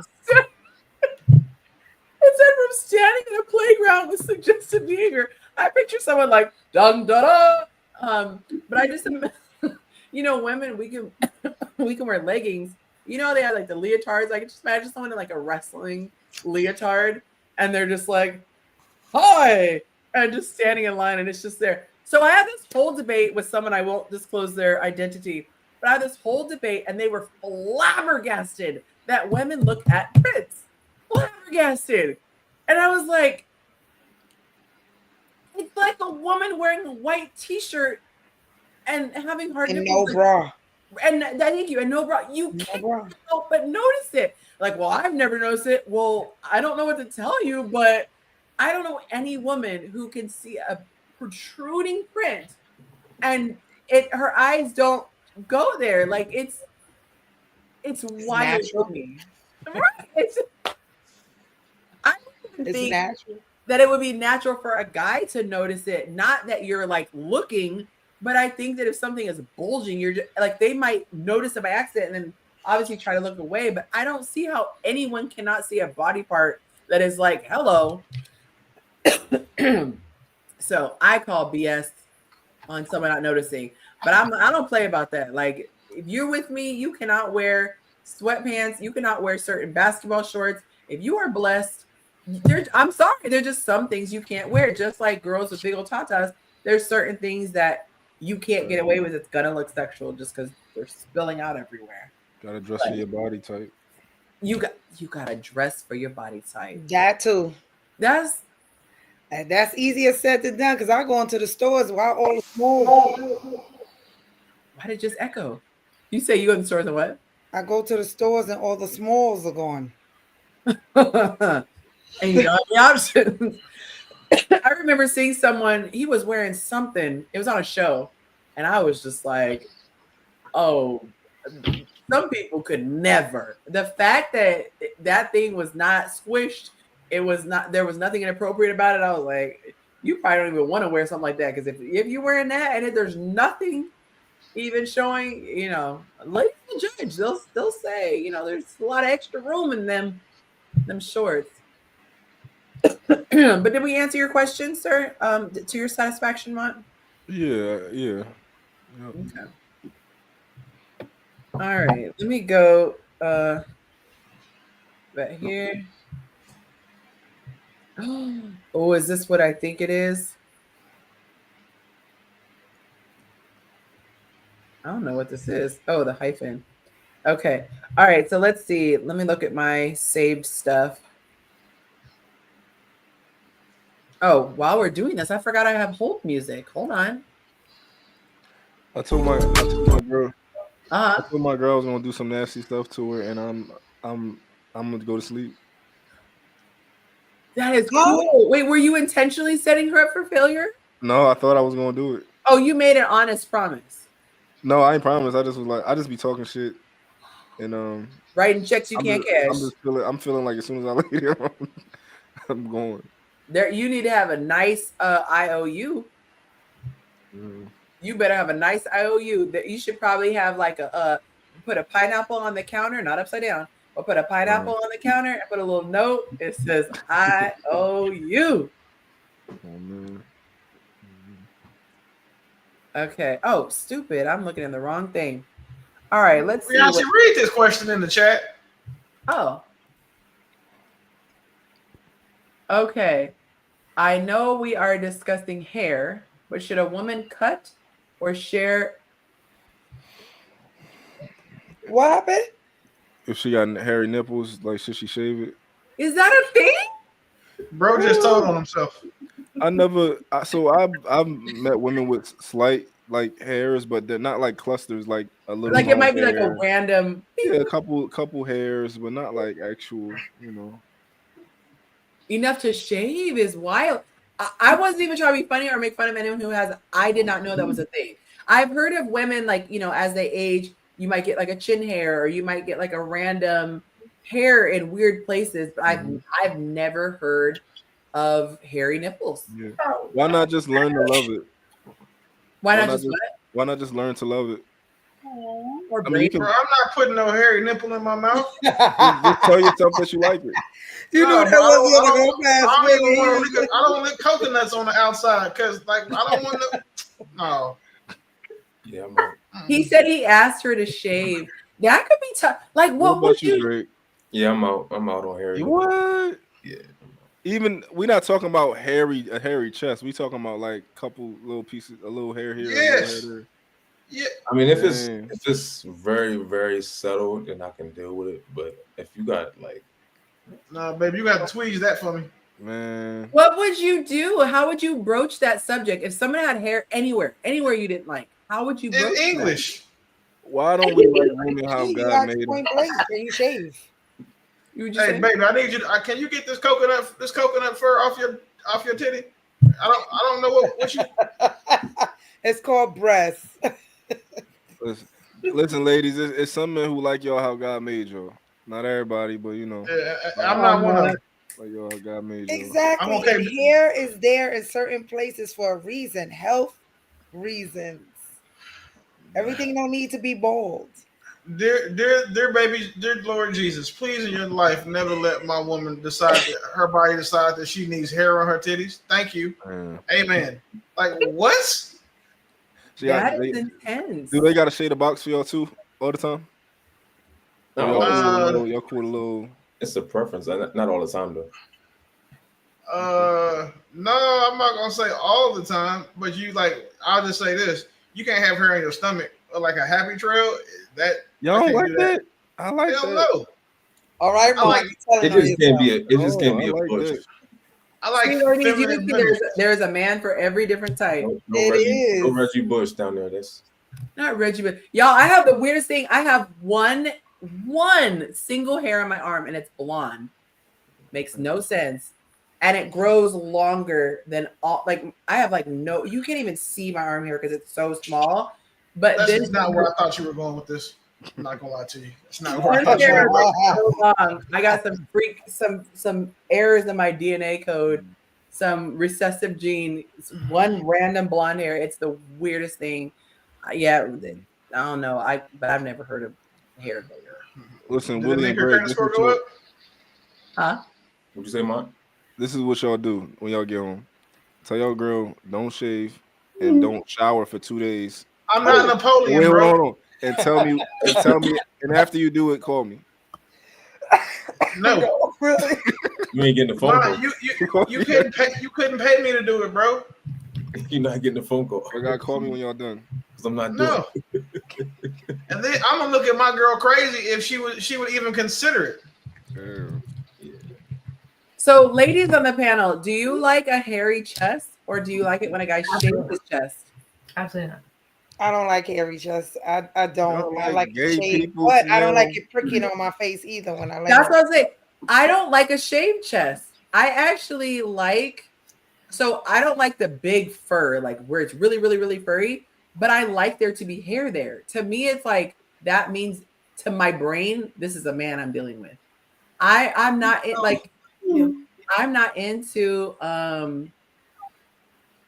like the super smooth. Like I'm not opposed to it. I guess some people they just don't grow it, but I think it's kind of cool when they have like a little bit. And happy trail is like Not awesome. the hamburger meat though. Not the hamburger meat look. That's a little different. Yeah, that's a little different. Women are so shallow. So shallow. How? When I went on a carnival cruise, they had a hairy man chest contest. Yeah. And it looked like this guy had a rug on his chest. You ever seen that where it goes over their arms and stuff? Yeah, like a Sasquatch. Like They got a whole shirt. They got a whole shirt on. That was such, I've seen people who could like shave like hearts or like stuff designs because it was so thick. You know what gets me? The hair I cannot take. Like the one place I cannot handle it at all. I will like lose my lunch. If you got ear hair. I don't know why men get to a certain age where it's like coming out of their ear, and I'll be inevitably standing in line behind someone and I'm like I just can't. It's like dirty fingernails to me. That mean your barber don't love you if that's happening. Yeah. It gets a little zzz. Oh my God. One of the most disgusting feelings I've ever felt was when I was playing basketball. And I had like ended up touching somebody's chest, right? And he was clean shaved on his chest. And it was just so soft when I touched it. I just was grossed out. I don't know. It just was one of the most disgusting feelings I felt was a soft man's chest. Like, I don't know.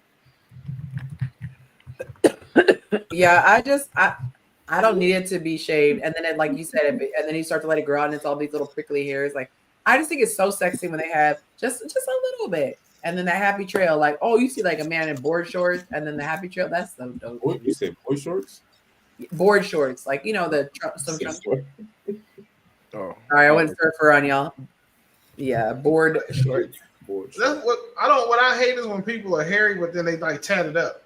Like that's one of the reasons why I shave, because I think it's weird. It's like why are you so you got all those tattoos, but then you want to put like a hairsuit on top of it? Now it looks like Super Mario got a beard. That's crazy. Mine is when your skin is as dark as the tattoo color. I don't get that. Like, what's the point? Because you can't really see it. And I'm not even trying to be funny. I'm like, you literally can't see it. You gotta be like catch a certain light to see it. If you're darker, you gotta get some color. Something, yes, you can see it. You don't pay all that money. Oh my goodness. Let's see. Y'all feel free to keep dropping your excuse me, your questions in. Oh my gosh. Anybody on here got black fatigue that they talking about? What is that? I was born with it. I don't know what black fatigue is. Nope, we'll have to go to Chat GPT. It's just it's just tired to be black. What is that? You know, Willie probably explained it a little better than me. Willie, what is it? I was told I'm trying to be a softer, gentler person tonight. So I would just say it's when you know how you say you sick of someone's shit, but it's a group of people who shit that you're sick of. That it's a PC way of saying I'm sick of these. You know, is that what that means? Yeah, I mean, like you just tired of niggas. I'm sorry, am I allowed to say that? I don't think so. Not on YouTube. Say ninjas. Ninjas. I mean, you just tired of ninjas and the female ninjas and the boy ninjas. You're just tired of their nonsense. Like it's just tiring having to deal with them. For me, I wish there was like a separation, because somebody was making a comment about ninjas earlier. They didn't use that word, but they described it basically.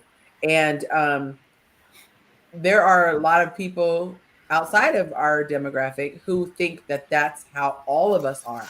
But for whatever reason, in the Caucasian culture, Mexican culture, other cultures, Asian cultures, they have low level, low functioning, whatever you want to say, ghetto people. But there's not an assumption that the entire race of people is like their lowest. You have the trailer parks, you have the hood people, and there is that in every culture. But for whatever reason, we get lumped as all of that. And I think it's because a lot of those people aren't around other people. For me, I grew up without TV. And so I was in a not diverse at all area. So the only thing I ever saw depicted of Black people was they were in sports, they were in music, usually rappers, or they were really hood. So that's all I saw.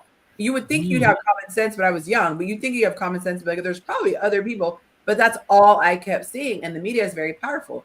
So when I finally moved back to Cali and I was older, I ended up going to a school. It wasn't even all Black. It was just a regular school, but it had enough of a population of a BSU. And I was like, wow, there are people who speak like me, dress like me, act like me, have the same morals as me, and function like me. And I was like, wow. And the fact that I was mind blown as a Black person, it just goes to show you how other people could be shocked as well that, oh, there are doctors and attorneys and all this stuff. That's all they're seeing projected. And you look at characters that are being played. A lot of times, if the role doesn't count for a Black person and it's a doctor, they won't necessarily cast a Black person. There's usually a reason why they're cast, or there's a reason why a traditionally male role is played by a female. But I think that's because of all that stuff. Like if you have a Hispanic person, they're often like, it can be a random movie, but the guy is like some thug who's trying to turn his life around, or she's a Boniqua. It's usually not just like a normal everyday person. I think there's definitely a universal stigma between Blacks and ninjas. Like you can identify by behavior what a ninja would look like, and versus a civil Black person. But you think when you ask the average non-Black person, when they think of Black people, do you think the image that conjures up in their mind is a ninja or just a regular Black person? A ninja? I think it depends on what they're exposed to. And that's what I was saying, yeah. I mean, if we're being honest, I think most people would, even like a lot of Black people. I think if people know when they meet you, when they meet a person who's different, they know when they meet a person who's different. But if we're not doing enough to separate ourselves, I mean, like somebody meet Yonci and they're not going to assume that, right? You can see it all on somebody's face. You can distinctly tell YT trash versus a Lululemon YT person, right? You can distinctly tell the difference between those two types of people. And I mean, look at me. Like I'm wearing, like I'll be wearing hoodies and I'll be wearing caps. And I know if I meet somebody, when they look at me before they talk to me, they'll probably assume certain things. Yeah. But that's my fault because I'm making myself adjacent to certain cues that they look at for certain things. But yeah, like I know you can dress a certain way, you can act it, you can appear a certain way if you want a different type of like when people see me in my cyber truck, they think I'm a rapper because of the way I dress. So it's a part of the game. So I am going to be doing something. Thank you, Mon. I'm going to be doing something regularly for my show. Those of you who follow me religiously on Instagram know that I am on a journey of getting in shape. I refuse to be a chubby bride. And so Monte and I, what did you say? I didn't say anything. I'm just taking it in. I heard audio. Okay. Yeah, that's not the journey that I want to go on. Okay. And so, so we are on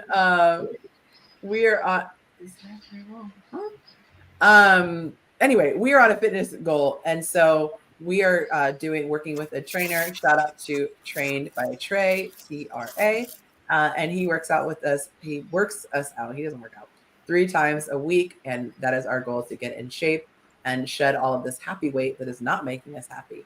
So once the show hits the 2:00 hour, I will be transitioning to the treadmill. So I will be doing my walk and talk. I think Kaylee might have done it one time on hers.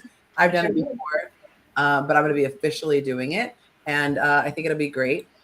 You need to get a raised desk, and then that's what it's on. That's why I'm going to go to that one. Because I like my really big, long, traditional desk. And so I don't want to put the treadmill in my office. So I'm going to go in Monte's Wait a minute. office. Y'all staying up to 2 in the morning? I don't know how long we're staying, but I'm going to get these calories burned. My goal is actually really high for a woman. My goal is to hit 2,800 a day, and I'm already at 3,600. So I went crazy with calories, which I don't even know how because I took a nap. But either that or my Fitbit is spazzing out. But I did a lot of cleaning and going up and down the stairs, so maybe that's it. But Mont and Lynette had to leave before I saw it to say goodnight. Lynette's still here. I'm still here. Oh, she was saying goodnight to Mont. Oh, because you guys shift. So I kept looking for you to be in the center. My bad. I was like, oh, she said goodnight. Okay. 10 o'clock. Gotta call him back. No, when okay. All right. So I was looking for videos. Oh, did you guys hear? I cannot believe this. The image is hilarious. I already knew what it was. Did y'all hear about the plantation that burned to the ground? Yes. Oh my God. So it's not really focusing, but there is a plantation. It's supposed to be the oldest, I believe the biggest plantation in Louisiana. And it was built for a slave owner who had 150 slaves. And so I just now saw the folding chair. This guy has a white beater and a folding chair. And then people are playing what looks like, no, it can't be spades. They're playing some card game. But anyway, they're doing it on the lawn of this plantation. So this plantation had a really, really bad fire, which I'm assuming is not salvageable. But they said that the ancestors are free at last. But yes, it was the largest plantation in Louisiana. And there's live, video coverage of it burning to the ground. But it's crazy. They were saying that the ancestors finally have their freedom. But that was wild. It's a pretty building. I actually think that those buildings are so pretty. I just hate the connotation, obviously, that they have. But I do think that's very interesting. And that was like a historic place, and a lot of, I guess, people travel to see it. It had like 60 bedrooms or something crazy.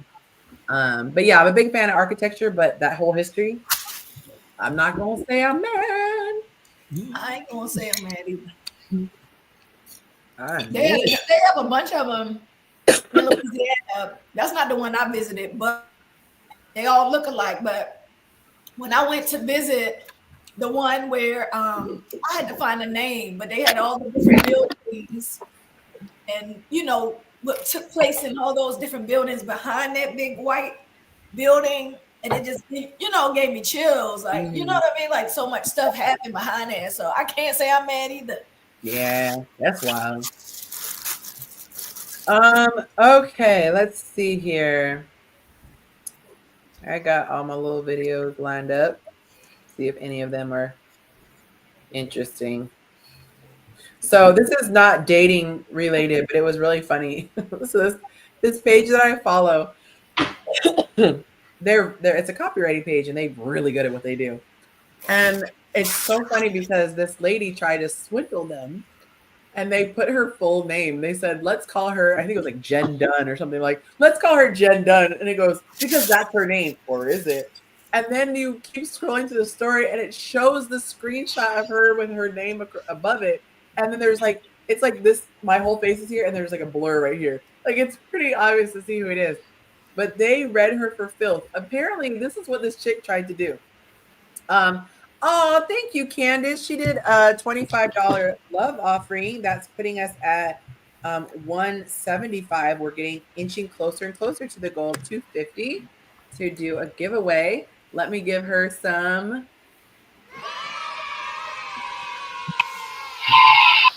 Thank you so much, Candace. Let me go ahead and put this here. And thank you for sending it through Cash App. That means your girl doesn't have to pay crazy YouTube taxes.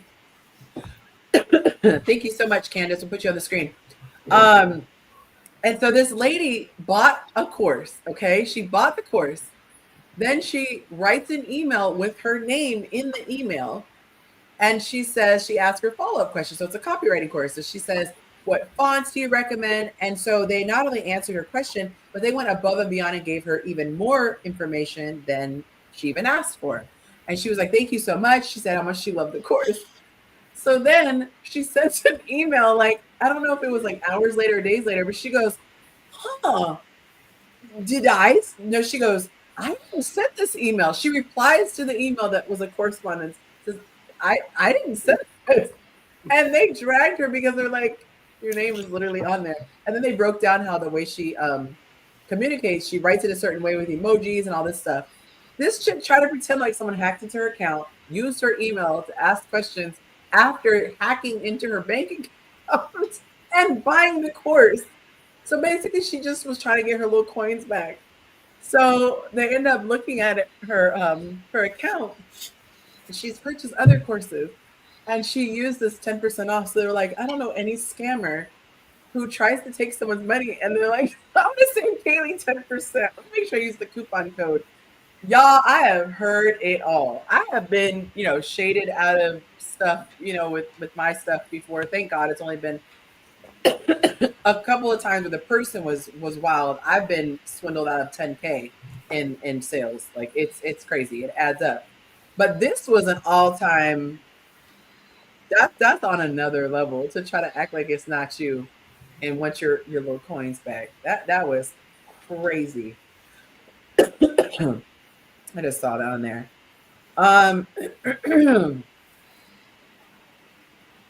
Okay, have y'all seen this meme?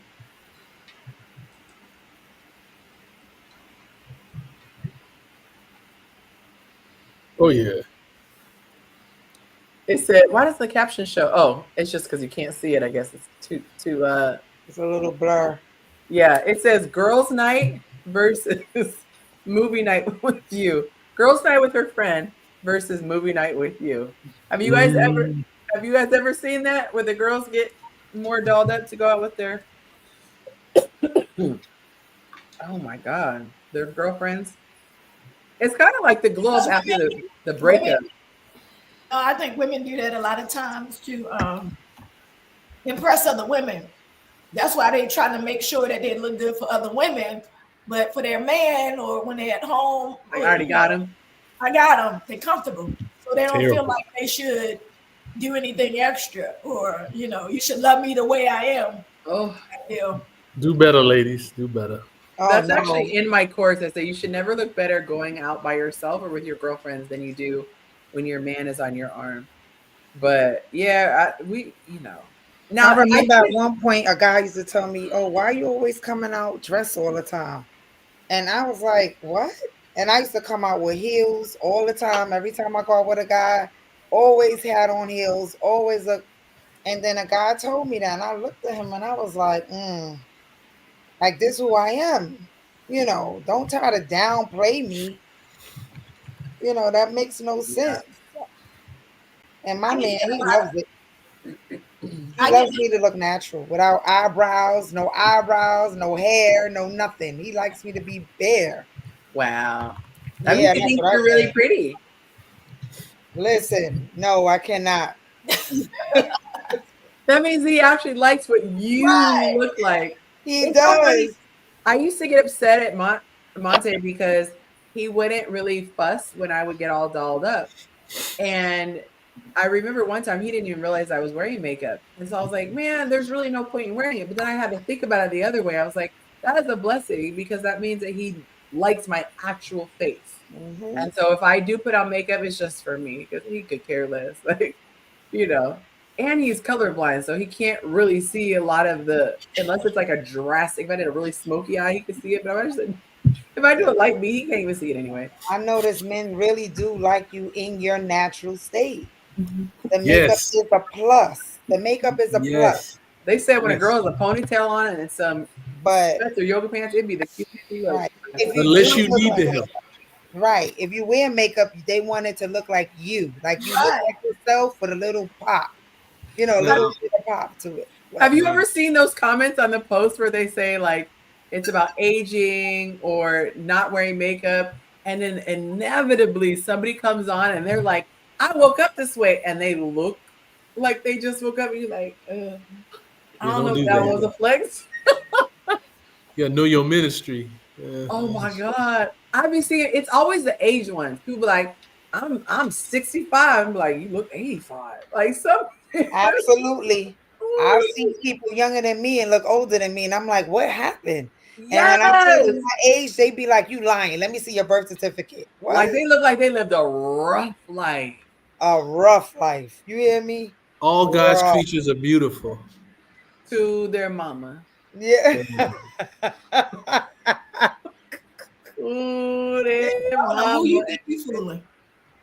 But I mean, if you think about it, if everybody was beautiful, there wouldn't be a modeling industry. That's just the man putting his beauty standards on him. Men don't see beauty standards. Oh shoot, Willie quiet. Willie peeped up, his eye popped up, and then he went right back. We accept women for who they are. The brotherhood has evolved. Yeah, all right. We are better people. Yeah, okay. Use a lie. Yeah, a lie. A total lie. Oh my God. Can y'all hold it down while I travel down the hall to get on my treadmill? Yes, men have evolved. We accept women for who they are. Who they are. As you are. Come as you are. Men have evolved. Oh my God. Yeah, okay. I feel like they need most to... Oh no, go ahead. I said most men like the trophy look on their arm. Y'all always, I ain't gonna say y'all, but y'all like women to look a certain way on your arms. You ain't gonna let your woman just walk out any kind of way that you might accept indoors, but walking out, you don't want her to look a certain way outside of those doors. Yeah, I mentioned that too. I was like, oh, you want me to look like this? Okay, how about we go to your homeboys, hang out with them, and I'll go out looking like I look in the house since you love it so natural. Oh, no. Go get yourself together. Yeah, I thought so. I thought so. We have evolved. Yeah, okay. Yeah. But I think that, like, I was reading something where they was talking about, I think we was talking a little bit about it earlier, everything, finding somebody that, like, I think Willie said it earlier about, you only gonna get 80% of what you want. So it depends on what's most important to you and your percentages, like 20% looks, 20% personality, and whatever that 80 equates to, maybe. Because they say looks fade. So, but I feel like I want to be initially attracted to you, or I don't think I'm just gonna go out and date no ugly dude, in my opinion. I don't care how nice he is. I I want to be somewhat attracted to you. I've dated an ugly dude before, and guess what? His personality is what made me like him. He treated me real nice. He was funny. Personality was great. Amongst other things, was really good. So that bypassed the ugly look. But my question is, what made you date him? Because because when you first see somebody, when you first link up with somebody, it's physical attraction and be, there first. So is it somebody that you might have been cool with and you was like, oh, he's not that bad. Let's start dating. Because I don't see myself going out nowhere, starting off attraction, off of personality. Be like, he's somewhat doable, Somewhat doable. Dang, man. If a woman ever described me as somewhat doable, I would just Lord. I just go home. They didn't already described you as that. You just never heard it out loud. I said it. Just take my average looking self and be by myself. She didn't call you average, Jacob. He just said he reaching now. What did she call me? What say it again? What did you call me? You doable? Doable. Yeah, I'm doable. Damn, that is. I didn't even say you. I said I want some. Shit, dang, man, doable. Doable. I think I'd rather be ugly than just like doable. Dang. Okay, but my thing is doable. It's exactly like the same thing. What did you say, Kaylee? I said it's like the same thing. Ugly and doable are the same. Yeah. Well, yes, I think so. You should call me ugly. Dang. I'm not even talking about you. I just said dang, man. I got to rethink my life after this call. Dang. Listen, you can have somebody in your life that looks so good, right? True. And you see how people can be with someone for 30, 40, 50 years. That same person they fell in love with 40 years ago do not look the same from 20 to 70. Yeah. You're not going to look the same. But my initial attraction, Lynette, still stands. So at the beginning, what you were, right? Like, if it slowly fade, then the look will slowly fade. But if you just start off ugly, you just ugly. You know what I'm saying? So it's just gonna get worse and worse. Ugly, you just ugly. It's just but if you ugly over time, it's a better situation. Okay, all right. Listen, keep going, Keisha. Just keep talking. You could be pretty today, and something could get into a car accident. Somebody could throw acid on you. Anything could happen, and you just now ugly. So what are you gonna do then with that person that you fell in love with? Anything can happen to destroy your look. Then what are you gonna do then? I don't know. I'm just doable. Yeah, you Jacob wants some comments. Hey, everybody in the comments, tell Jacob how handsome. No. Don't try to clean that up. Because he keeps glad my daughter wasn't here to hear that. She wasn't here to hear that. Yes, Blondie, tell him. That's doable. I wasn't talking to you. Let me go read these comments. Let me see if my feelings when I see somebody like people. Thank you, Blondie. I appreciate it. Good for my ego. No, you already know. Be quiet. WJ said only Jesus accepts everyone as they are. Right. You want to Lord something. Something doable. Yeah. They ask me like they say, well, what's your type? And I really say doable. I don't really have a shut up. I really don't have a type. I'm a vibes type person. Like you can be short, tall, medium, just not too big.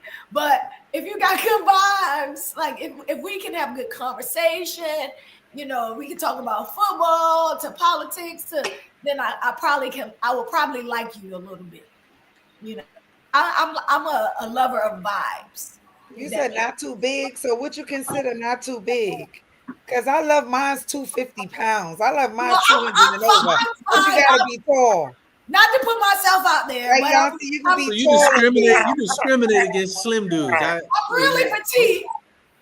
So for me, I'm 5'2", 125 pounds. You know what I'm saying? So I always get the big guys that like me, like they like big teddy bear type guys. But I don't. It's just. I can climb up them, I guess. I am 6 feet tall. 180 pounds, Lynette. I feel You now slim. I'm doable and I'm too slim. Dang. It's tough out here. Are you on the Peloton? What's your lead boy name? I'm at the track. I went to the track, y'all.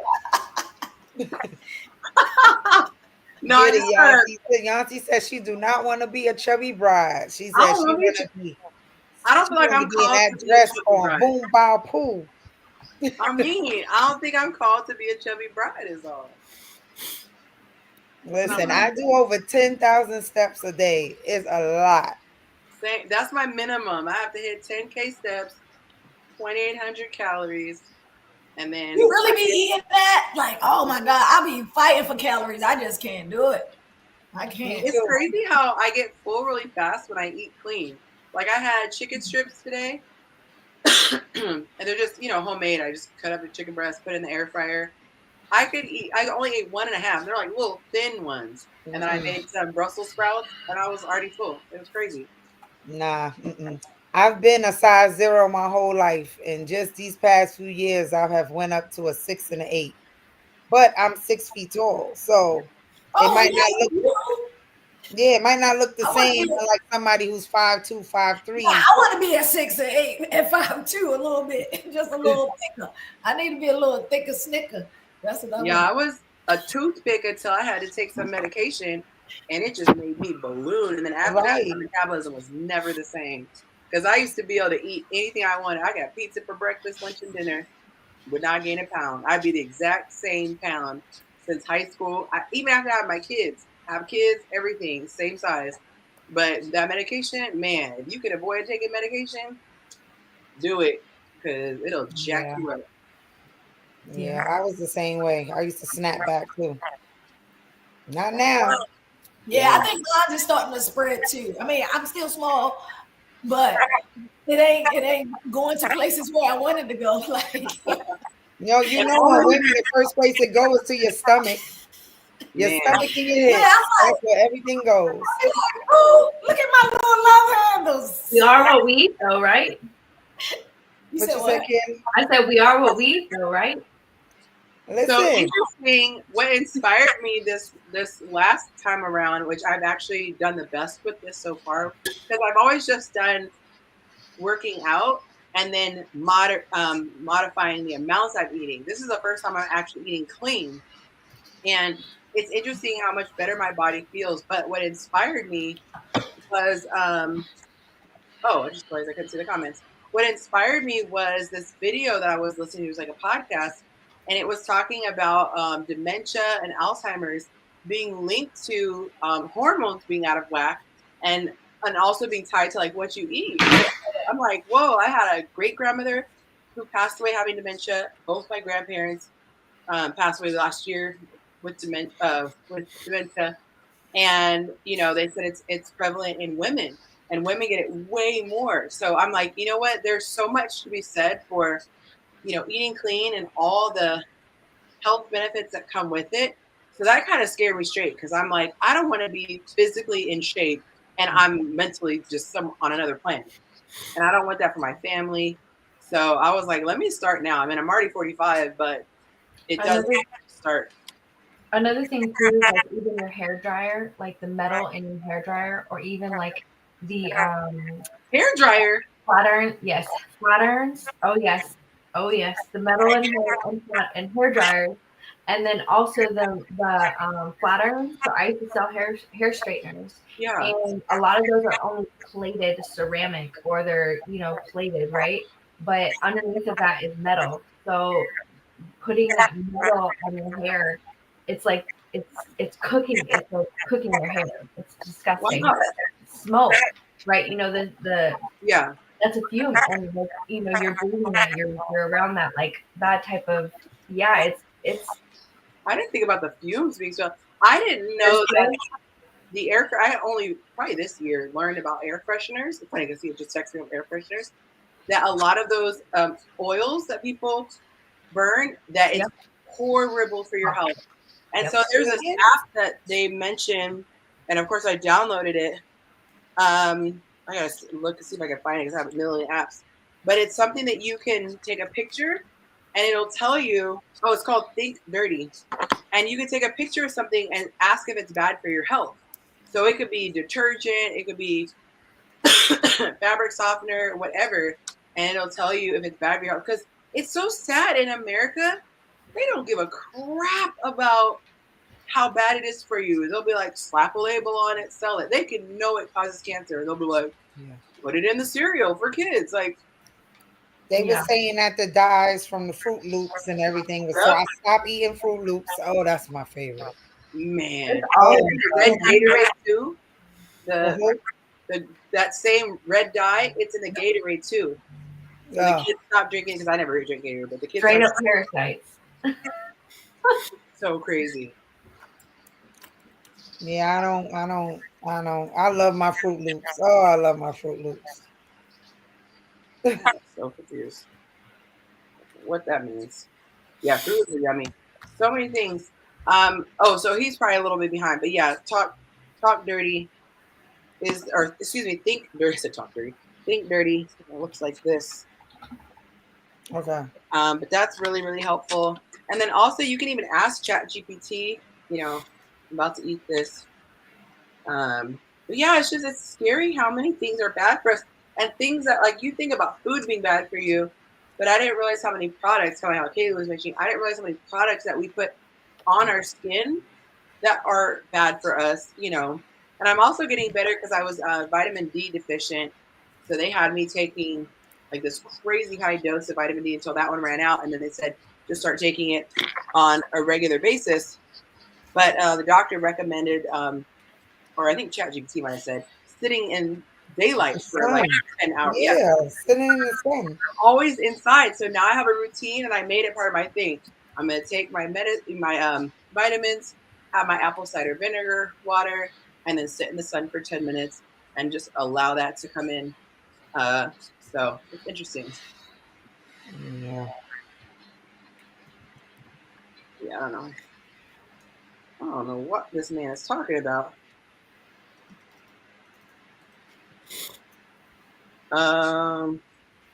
Yeah, so now it's because he is obsessed with those air fresheners, and now I'm like, every time I smell it, I'm like, oh, I'm breathing this in. And I go, oh my goodness, that's wild. Willie, could you keep it down a little bit? You're really dominating the show right now.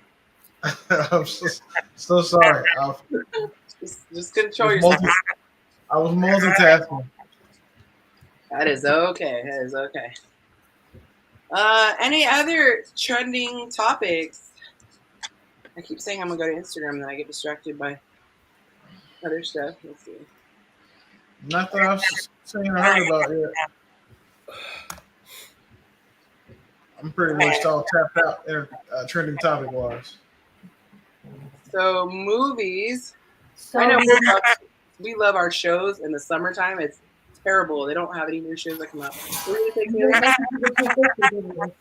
You said what? We didn't make it to the 250, did we? No, I think we're at 175. We're so close. That's only what, 75 away? I want to say 75 away from the goal. We might get 325s. I don't know. This is funny. It says, me waiting for it to be late so I could start rushing. He's doing his thing. Why is it that people are like that? That drives me insane. This is something that my guy and I get into it about. And I'm like, do not wait until the last minute to get ready. Get ready first, and then you can sit around and play on your phone. But the whole like, oh, I have time. Because if you tell me, oh, I got extra time, I don't get ready, and you end up being late, I will never let you hear the end of it. That is wild to me. When did Jacob change his suit? Oh, I just noticed not in your suit. No. Oh, that's when you said goodbye, huh? What? No, that was mine who said goodbye. I said, when did you change your suit?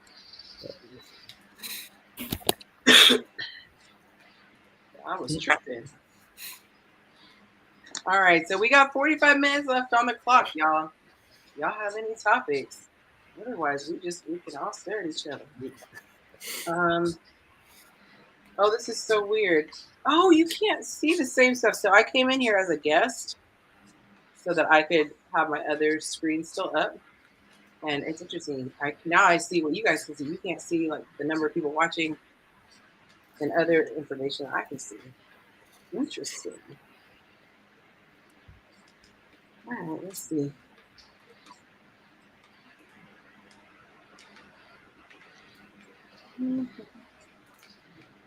Oh, have you guys heard of Hardly Initiated? That podcast?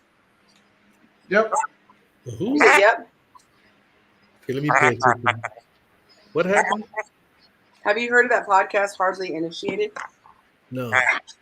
Oh, well, they it's really interesting because both of the guys either got saved or started actually walking in their faith, and so their show has taken such a different turn. It was interesting because they wanted me to be on it. I want to say like season 1, but I was in California, and so it's interesting. But one of the guys on there just got married, so it's been kind of cool seeing their journey.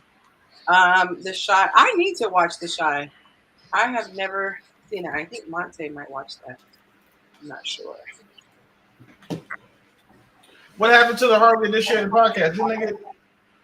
Weren't they getting ready to? Go ahead. Oh, I said that they either got saved or just started walking in their faith because they completely went from being very secular to talking about their faith, and that one guy ended up getting married and all this stuff. So they went from basically being like playboys to good upstanding men, from what it seems like. So it's been kind of cool to see their transformation. No, I hadn't heard that, but I've seen some of their content before. So that's a big departure. Okay, so they got saved for the first time. Okay, nice. Yeah, that's surprising because that content wasn't saved. Right, that's what I was saying. It's quite the departure. There was a guy who got so big. His channel was so big, and he ended up getting saved. And he felt really convicted about his old content, and so he shut all of it down. People could not believe he shut down such a well-performing page, but he was like, I don't stand by this stuff that I used to talk about anymore. He should have just passed it down to me. So I have a question for y'all. This is a physical, oh, my bad, Kaylee.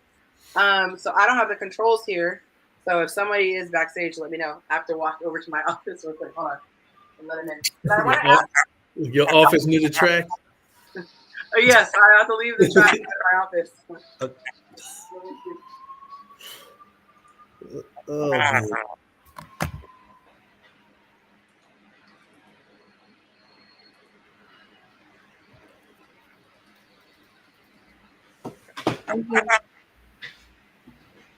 Kaylee's back. Sorry, y'all. I'm there.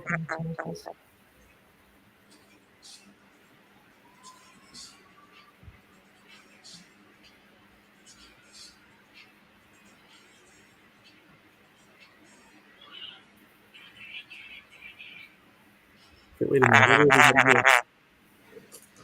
Oh shit! She put me in a hot seat.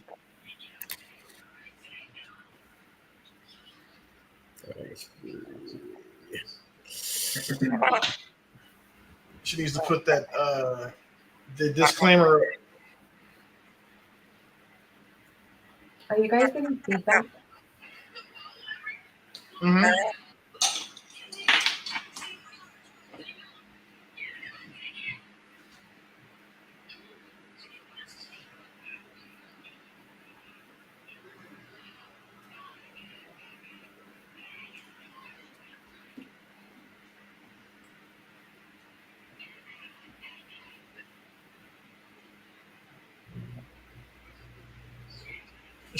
Where she go? Where'd Jacob go? Jacob left, Yonci left. Damn, he just left us hanging. They just left the cool kid. I see how it is. It really do be like that sometimes. Well, there's Jacob. All right. Then you done change clothes again? You said what? You done change clothes again? No, I was getting some feedback, so I stepped out and came back. Oh.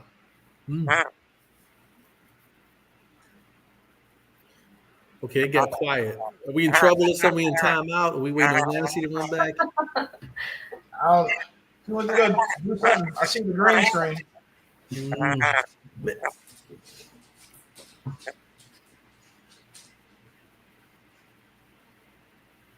Trying to think. Tips on what? You said what name? Read the private chat. Okay, so I have a question. It's a physical question. Physical fitness, I guess I would say. How is it that when I walk, I always like pull a muscle? I'm not even being funny. It'll be like one leg, and I don't know if I like my feet turn a certain way. But have you guys ever heard of that, where you could be walking like I can't be even at 2 miles. I'm like walking really slow, but I always do something weird where I feel like there's like a pulled muscle going up the back of my leg. So I have no idea why. Okay, several questions. You don't have to answer all of them, but are you a side sleeper? You said what? Are you a side sleeper? Yes. Okay. Your shoes, do you have supportive shoes or when you're walking on that treadmill? Did you say supportive? They're kind of loose. Walking in flip-flops, right? Oh yeah. They're not flip-flops, but they're not really tight on my ankle. Okay. One thing you can look into long term is you can look into like orthotics. You can that are shoe supports. Mm-hmm. So when you like take care of the sole of your feet, right, you're gonna take care of the rest of your body because it goes all the way up. So long term on that. My biggest thing would probably be your compensation pattern, and then I would definitely look at how you're sleeping because a lot of times look at Jacob. A lot of times when you're sleeping on your side, most of the people that I see, I kid you not, are side sleepers in my practice. And you'd be surprised at all the little things that like actually are affected just based off of that. It's crazy. That's wild. Mm-hmm. I'm gonna go to ChatGPT now. So is there a better position that is recommended? Yes, and most people don't like it. It's on your back. But the reason why most people don't like it is typically because of either their bed or their pillow. And that's why they sleep well. I wouldn't say that's the main reason they're sleeping on their side. Sleeping on your side can also be a emotional, psychological thing as well.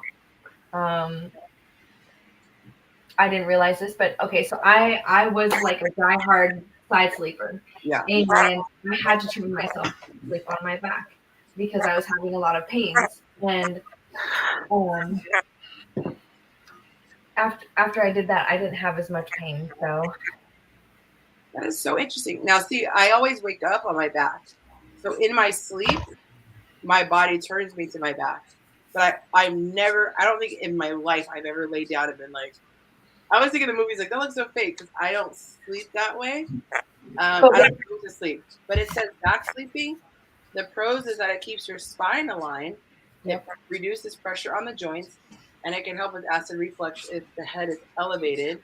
Cons is that it can worsen sleep, snoring and sleep apnea, obviously with your tongue going back. And it can cause lower back pain if you don't put the pillow under your knees for support. Yep. And even people who, like, let's say they put their pillow between their knees, you need to also hold on to something. Even with that, me too. That's why people have back problems is because their front is pulling forward and it's so tight. Plus, you're always at the computer, right? So you're always like this. So, yeah. That is interesting. So I have this whole routine, and it's so crazy. It looks crazy, but for me, I always have to have a pillow between my knees, and I have to hold on. So I literally found like a blanket works good. I used to try to use my daughter's stuffed animal, but it wasn't big enough. So I would just bunch up this pillow so I could hold it like this. And then, of course, I have my pillow that I sleep with. But I cannot sleep without that. Like, if I try to go somewhere, my blanket's coming with me. And my new pillow, because otherwise my body feels like it's like lopsided. And yeah. it is. I'll tell you, it probably is.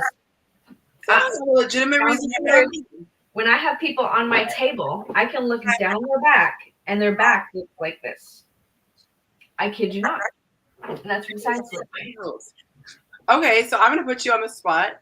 What are some things you think people would be surprised about, like cause and effect, or just things maybe that you tell people that they're kind of surprised about? I know I put you on the spot, so yeah, no worries. A lot of it is the side sleeping. So a lot of people like come in, they have, I mean, you name it. It's either, you know, sciatica, they have lower back pain, it's a shoulder issue or a neck issue, and they're like, oh, I just have this going on, I just, you know. But that's typically the issue is the side sleeping. Other things that would make people go wow would be the cupping. So talking about the process of the cupping, you know, getting into it, detox, you know, what are the benefits you can get out of cupping, things like that. Interesting. Yeah. I just noticed on there it said it put the pros and cons of side sleeping versus back sleeping, and it said the cons is that it could lead to facial wrinkles over time. Like, oh my god, I never thought about that. I guess if you're laying down and gravity is pulling you this way. That's true too. Really, I actually, you told me the cryo gun. I actually, funny enough, I had somebody basically walk through my door and was just like, hey, could you use it? And I'm like, heck yeah. So that's a huge deal. That thing is like popping right now. Wow. Jacob, where do you sleep? What position do you sleep in? What's your go-to? I don't even know. I just get into bed and I don't have a problem sleeping. Like I lay down and then you're out. Like, Really? And I wake up and like I really don't pay any attention. I don't ever have a problem sleeping.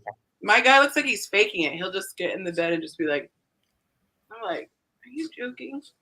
He just lays there like he looks like he's in a coffin. Just lay on his back. What about you, Willie? You have a go-to sleep position? No, he parenting right now. Parenting. Before I was pregnant, my favorite position was my stomach. I love. Yeah, you didn't know. I love. 20 years ago. Oh. I used to love to sleep on my stomach, and then after I had my kid, I could never ever sleep on my stomach. It hurt my back too much. But I miss those. Oh, the best sleep! I would just sleep like this. I bought one of those pillows in the TikTok shop to help. It like cradles your neck, so whatever sleep position you're in. Yeah. But I just get in bed and go to sleep. I don't do all that. So you don't notice that you have a preference, Willie?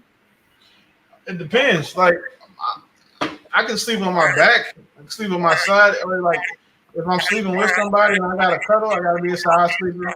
But then I kind of like half-ass get in the sniper position, so that way like she can just lay on me and like my leg. Yeah. Sometimes, or then like other times, shit, I'll sit in this chair and go to sleep. So, I can sleep anywhere. It's funny, like I can cuddle for a point, and then I'm like, I need to get in my actual sleep position, and it's like a whole thing. Gotta get my blanket, gotta get my knees, gotta get my. It's the whole thing. What about you? On my face, on my stomach, like this. See, that's why I used to be able to sleep until I had kids. Once I got pregnant, well, obviously you can't while you're pregnant, but then after that, I could never. I don't know if my back changed. I could not lay face down anymore. And they said it's the worst position because your spine isn't supported at all. It's just your spine is pushing. But so comfortable. It's all of it. Your back dips in, and then even like the teeth in the so some people I literally see where their shoulders are like this. I'm not kidding. It's crazy. We got this bed that it moves, like you can lift the headboard. Oh, y'all fancy. I want one of those. It's crazy. Well, see, I thought, we'll just get it for watching TV so you don't have a million pillows. And Monte sleeps so much better with it lifted. So I really regret not getting the two because I was like, the separate one. Yeah, they had that, but I was like, there's going to be a big old seam in the middle. That's going to feel weird. But I wish I had because you can sleep sitting up. But they have a thing called zero gravity, and it puts your feet up and your head, and it just makes It just, I don't know. He just feels like he's sleeping in a cloud. Oh, that is hilarious. Should we ask that question, or you wanted to answer backstage? No. I think that would be an interesting question to ask because I would cover a couple different. I could think of a couple industries where I'd have that question. Okay. Listen, we're gonna turn up your channel real quick. You guys can ask me the questions, okay? Okay, perfect. You guys can ask me the questions. Let's go. If you date a massage therapist, the one thing you should expect are the happy endings. They're not prostitutes. Oh, we're dating. Oh, you said dating. Sorry. My brain went. Yeah. I forgot. Okay, so the question was asked backstage: is it appropriate to date a massage therapist? Just kidding. That's not the question. Is it appropriate to date a massage therapist and expect a free massage? Yes. I mean, I guess the opposite would be that they are charging you for it, but I would be sensitive to asking the person for it because they're doing it all day. Kind of like, to me, I think of a chef. That was the first thing that came to mind, is that if my guy was in the kitchen all day long, I really wouldn't expect him to come home and cook for me, even though it would be so tempting. Like, you're a gourmet chef or a pastry chef, and now I want you to come home and make some beignets, you know. I don't know. What is your thought, Kaylee, as our resident? Okay, so I have a broad. Well, I have two-sided answer, I guess. What they tell us you should do, and this is whatever, and then what is reality. Mm-hmm. So what they tell us is that if you are actually romantically interested in somebody and they're romantically interested in you, you have to no touch for at least 1 year. That's the rule. No touch? Like you can't touch. That's what they say, right? Wait, no. Start over. Yeah, like in your yes.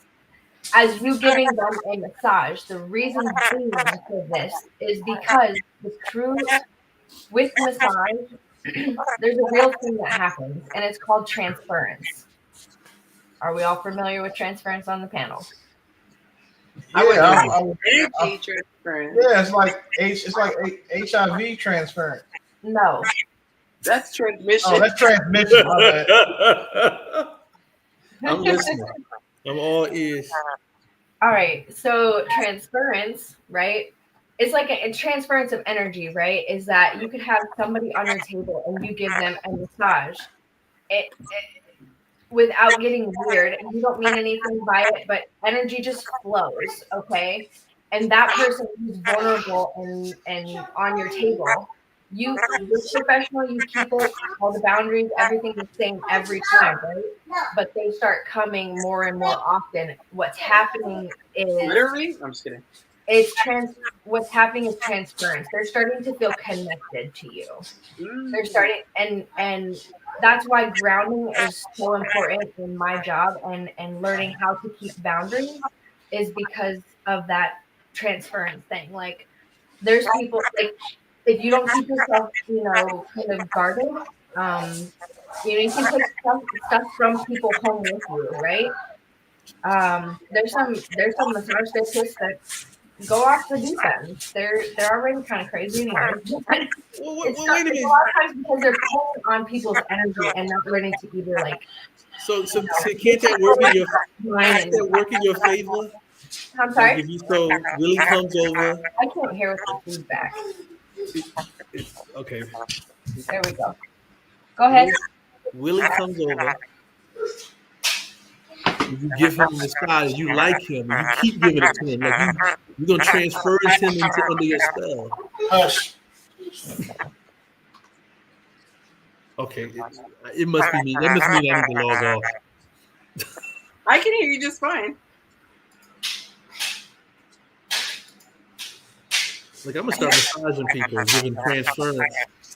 So what is the difference between a massage person who does massages professionally transferring to their partner versus somebody who's just in a relationship transferring to their partner? Hey Willie, I think you I'm gonna start texting. I'm gonna text somebody like, you want to transfer tonight? You want to what? Transfer tonight. That is hilarious. Now I understand what Kaylee's over there doing. I look at all the videos differently now. I just hit 4,000 calories. That's crazy. That's almost double my daily amount. It's making me wonder if my Fitbit is glitching, because I don't see how. I got a date with a princess here. I need to log off this stuff. What'd you say? I got a date with a princess. He's got a date with his princess. Oh, no. Let's see. Oh, that's cute. Oh, that's what I heard him say you're the princess, but I didn't hear the beginning. Well, I thought he was talking about that kinky shit y'all were talking about earlier. She's like, it's not daddy, it's king. King. That is hilarious. All right, y'all, we got 25 more minutes. This is a first. And it's funny that it ended up being on a night that I had a big old nap. Yeah, a night where I'm coming off with no sleep. Oh, that's how you and Mont are coming off with sleep. Mm-hmm. I blame Mont for it. Mont he's the one that told him. Pause. Well, no, Paul. Yeah, I guess super pause. But he's the one who told him about me and had me on the panel. But Is that man. From the other night? Huh? Yeah. Yeah. Hey, good. They already asked me to come back, so I mean, you know. Oh, he sounds like he's getting bigger. Sheesh. He $120. You know what I'm saying? He a big dog. Yeah, go upstairs. Go upstairs, lady. Yeah, Freddie is getting real big and aggressive, so it's working out the way I wanted it to. One of my housekeepers came and they sent a guy with the girls today, and Freddie was like, "No, the girls can come in, but homie, you gotta stay outside." And then nobody spoke English. You can tell the difference. So this is oh, what'd you say? I had to put his ass in the garage. So this is there's no transition talking about this. I just thought about this. This was the craziest and equally saddest story I think I have ever heard. There's this really nice looking family, right? You see the post. And I thought it was like a sweet story about like the family, because it was a guy and a girl, and then what looked like you assume was their son or whatever. And it said the lady tragically died in a car accident. And of course they call the husband, and he goes to drive to, where she is. I don't know if he knew she was passed away at that point or whatever, but for whatever reason, he got in the car to go drive to her. And he passed away in a car accident on the way to see her. I was like, that seems like some Final Destination stuff. Like, I was so shook. I'm like, what are the chances? Can you imagine someone trying to tell the kid, like, your mom passed away in a car accident? Oh, and then your dad did too. Like, that is nuts. Did you guys see that story today on your timeline? They died, and yeah, I was like, that's wild. I'll be like, man, you bad luck as hell. Like, how did... Now we both sitting up here looking Jesus in his face. It just seems like there's more to that story. Huh? Seems like there's more to that. They said it was just like a crazy coincidence. Like he got in a totally unrelated accident driving to the scene of her accident. I don't know what they do for a living. So voodoo? Yeah, some spiritual coaching or something. The only thing I could think of is like if he was so distraught and maybe was driving distraught, but like if he didn't cause the accident, that is some wild stuff. That messed me up when I read that one. I was like, ooh. Distraught driving is some of the worst driving you can do. I would imagine. I would say that it's different than driving drunk, because drunk you're not, you just your faculties are dull. But when you're emotional and everything is heightened and you're like on 10, yeah, I've had one of the worst car wrecks I've been in was because I was in a car with a woman who was like sobbing and panicking, having anxiety attack and shit. And I'm just in a passenger seat, like, huh? Oh, she was the one driving? Mm-hmm. Yikes. Yep. Have you guys ever seen a movie? I'm so analytical and I'd be noticing everything. You ever seen the movie where the person is driving and they have like this thing where like, and they're talking to the person that's sitting next to them. I get so much anxiety. I'm like, look back. Look back. Mm-hmm. You're looking to the right way too long. Oh my gosh. Yeah. Those movies are so good. Well, like I said, she's almost dozed off behind the wheel before. I've done that before. It was actually scary. I was so tired. I kept feeling my eyes closing. So I had to literally drive like this the whole time to get home because I was like, I can't stay awake. She said, I noticed right before I hit a sidewalk. Yeah, that is scary. There was a guy who was a doctor, I think. Really handsome black guy. I want to say he was in his 30s. And he had gotten really big on social media. This was like probably over 10 years ago. And I think he got really big because of American Idol. He could sing. And so being handsome, singing, and a doctor in black, he got a lot of traction. And he was so tired from working like doubles and all these shifts, he passed away by accidentally crashing, by falling asleep. I remember that. That was so tragic. I'm like, people should not pull over your car somewhere if you need to. Sleep in your car. Because that is scary how quick you can just nod off. Hey, one of the things that I admire about new vehicles is the back seats recline too. So, get you some sleep. What? Huh? Hell yeah! Get the best sleep ever. Are you guys gonna watch that new Final Destination movie? We already saw it. I can't bring myself to these Monty's like, you're not gonna watch it. I'm like, hell no. I can't do that kind of stuff. Even the commercial messes me up. This is a good one though. Like I think the people who write this stuff sometimes might be they got to be a little sick, but it's really good. And when I say it's really good, like the death scenes are all like super unexpected and really creative. And like how they try to leave a survivor in some of the movies. Well, it's. I think this is probably one of the better ones. Okay. Yeah, I can't see stuff that's realistic. It freaks me out. Just the commercial where they have the glass going in the ice. Oh my gosh, I can't even watch those clips where they show people getting hurt, like on a skateboard or stuff falling. I can't even watch that. Like it just. You should watch the movie and record yourself watching it. I would be like. Everything. Yeah. Oh man, it's gory. Like I don't like driving behind those long trucks that are carrying like tree logs and shit. Yeah, I messed up by that. I was messed up because we went to the Ripley's Believe It or Not museum. I think I told the story on here maybe, but the person came to the hospital impaled and attached to the seat, and they had to leave the car seat attached because.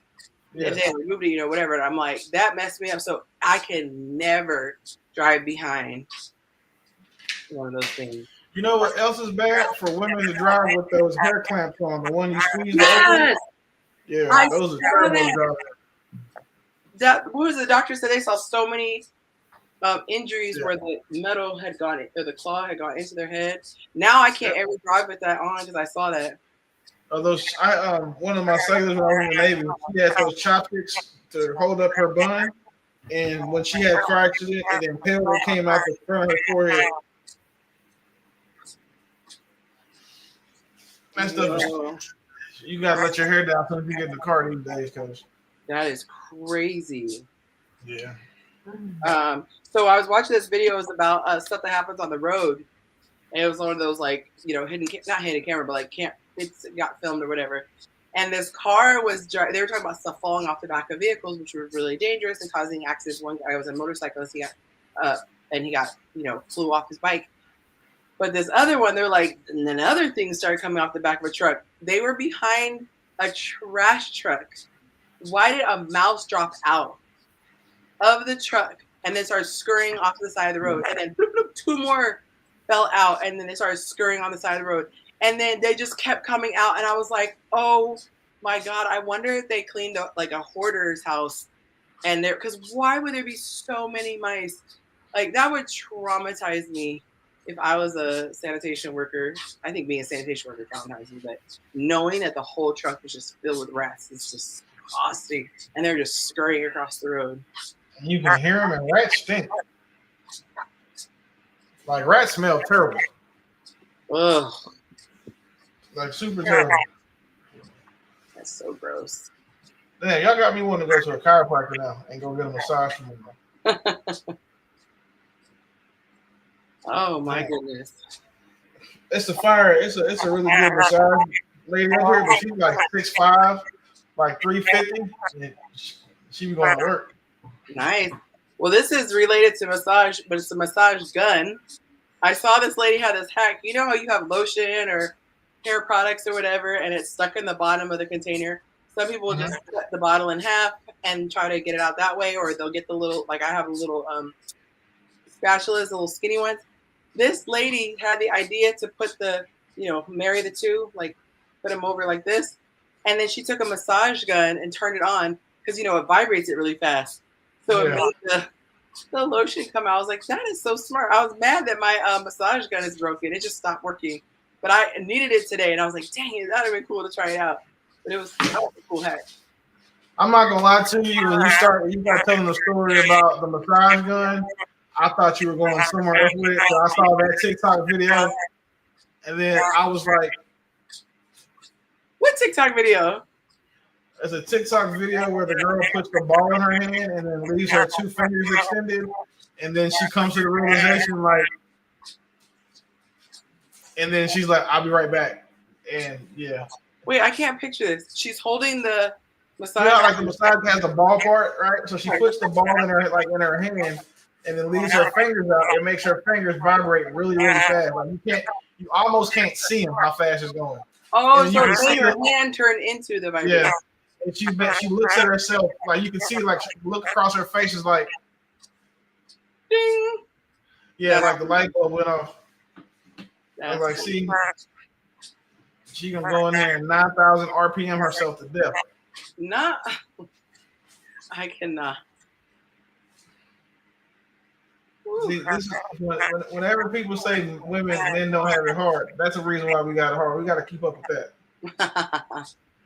You are a real friend, sticking around to the end, especially on No Sleep. Oh man, you should make my ringtone that Toy Story. You got a friend in me. You got a friend in me.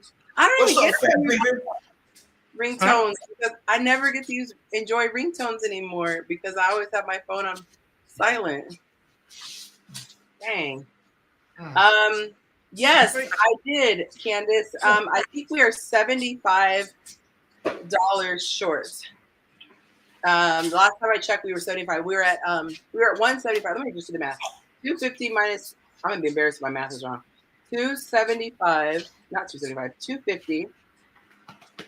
Not 250. 250. You want that camera? 75. Oh, 75. What is it? Yeah, 75. We're just $75. And if we do hit that number, $75 more. Those of you who are watching, who are still here when it happens, you guys all DM me on Instagram, and then I will put your name in there. And you guys, if you want to do, now we're doing the whole thing. Dang, goodness. Well, we just hit 250. Thank you so much. All right, let me put this in the chat. Oh, I forgot I'm not on my on my computer. Let me go in the office and put it on there. Thank you so much, Candace.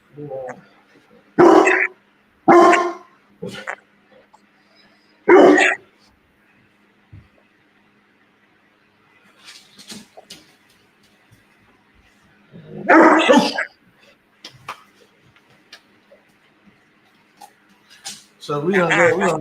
There's two people getting it.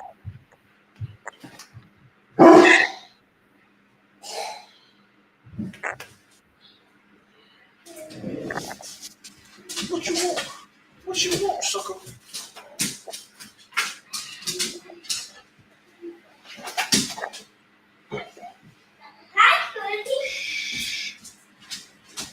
I'm not going to turn my lights on. We'll just keep it in here.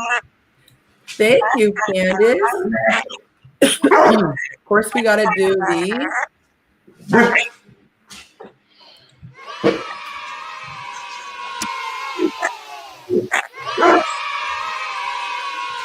And there are only 5 of you left, so the pool is going to be very small to pick from. Oh, she's so sweet. She said, I took your course. Oh, I didn't even realize that was you, Candace. I'm so sorry. She said, I took your course. It's so worth it if someone takes the investment. That is so sweet. Thank that's you. dope, Candace. Thank you.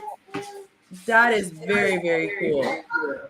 Okay, so those of you watching right now, you have the those of you, you have the option to do 22 and 50 towards the course, or you can do a coaching session with me, a one-on-one. It's a 15-minute session. But I will need the names of everybody. So those of you who are watching, of course, it's women only. You have to DM me now, tonight, before we go off the air, which is in 10 minutes. You have to DM me to be entered into the drawing, okay? And let me go ahead and update this.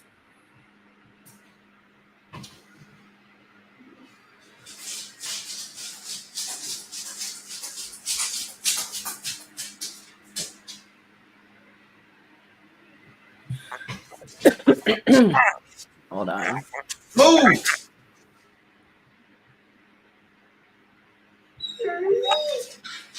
Oh.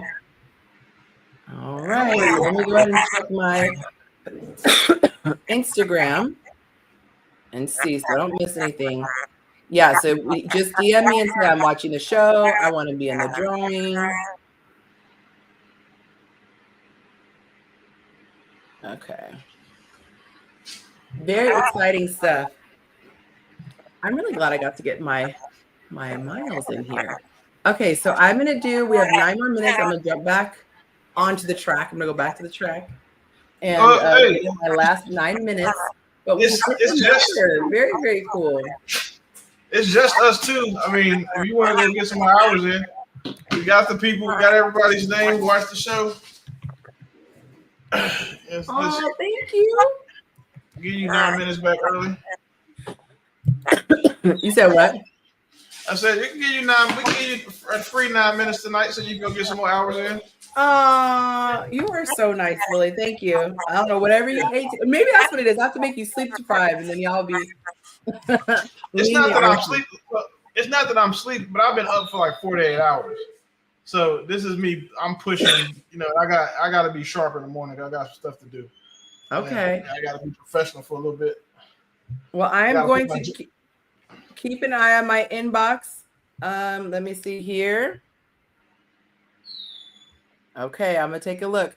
All right, so I'm gonna honor the 7 minutes. I'm gonna end the show now, but I will honor it for 7 minutes. So you have to DM me before the top of the hour to be added into the drawing. Otherwise, it will just be a regular old love offering.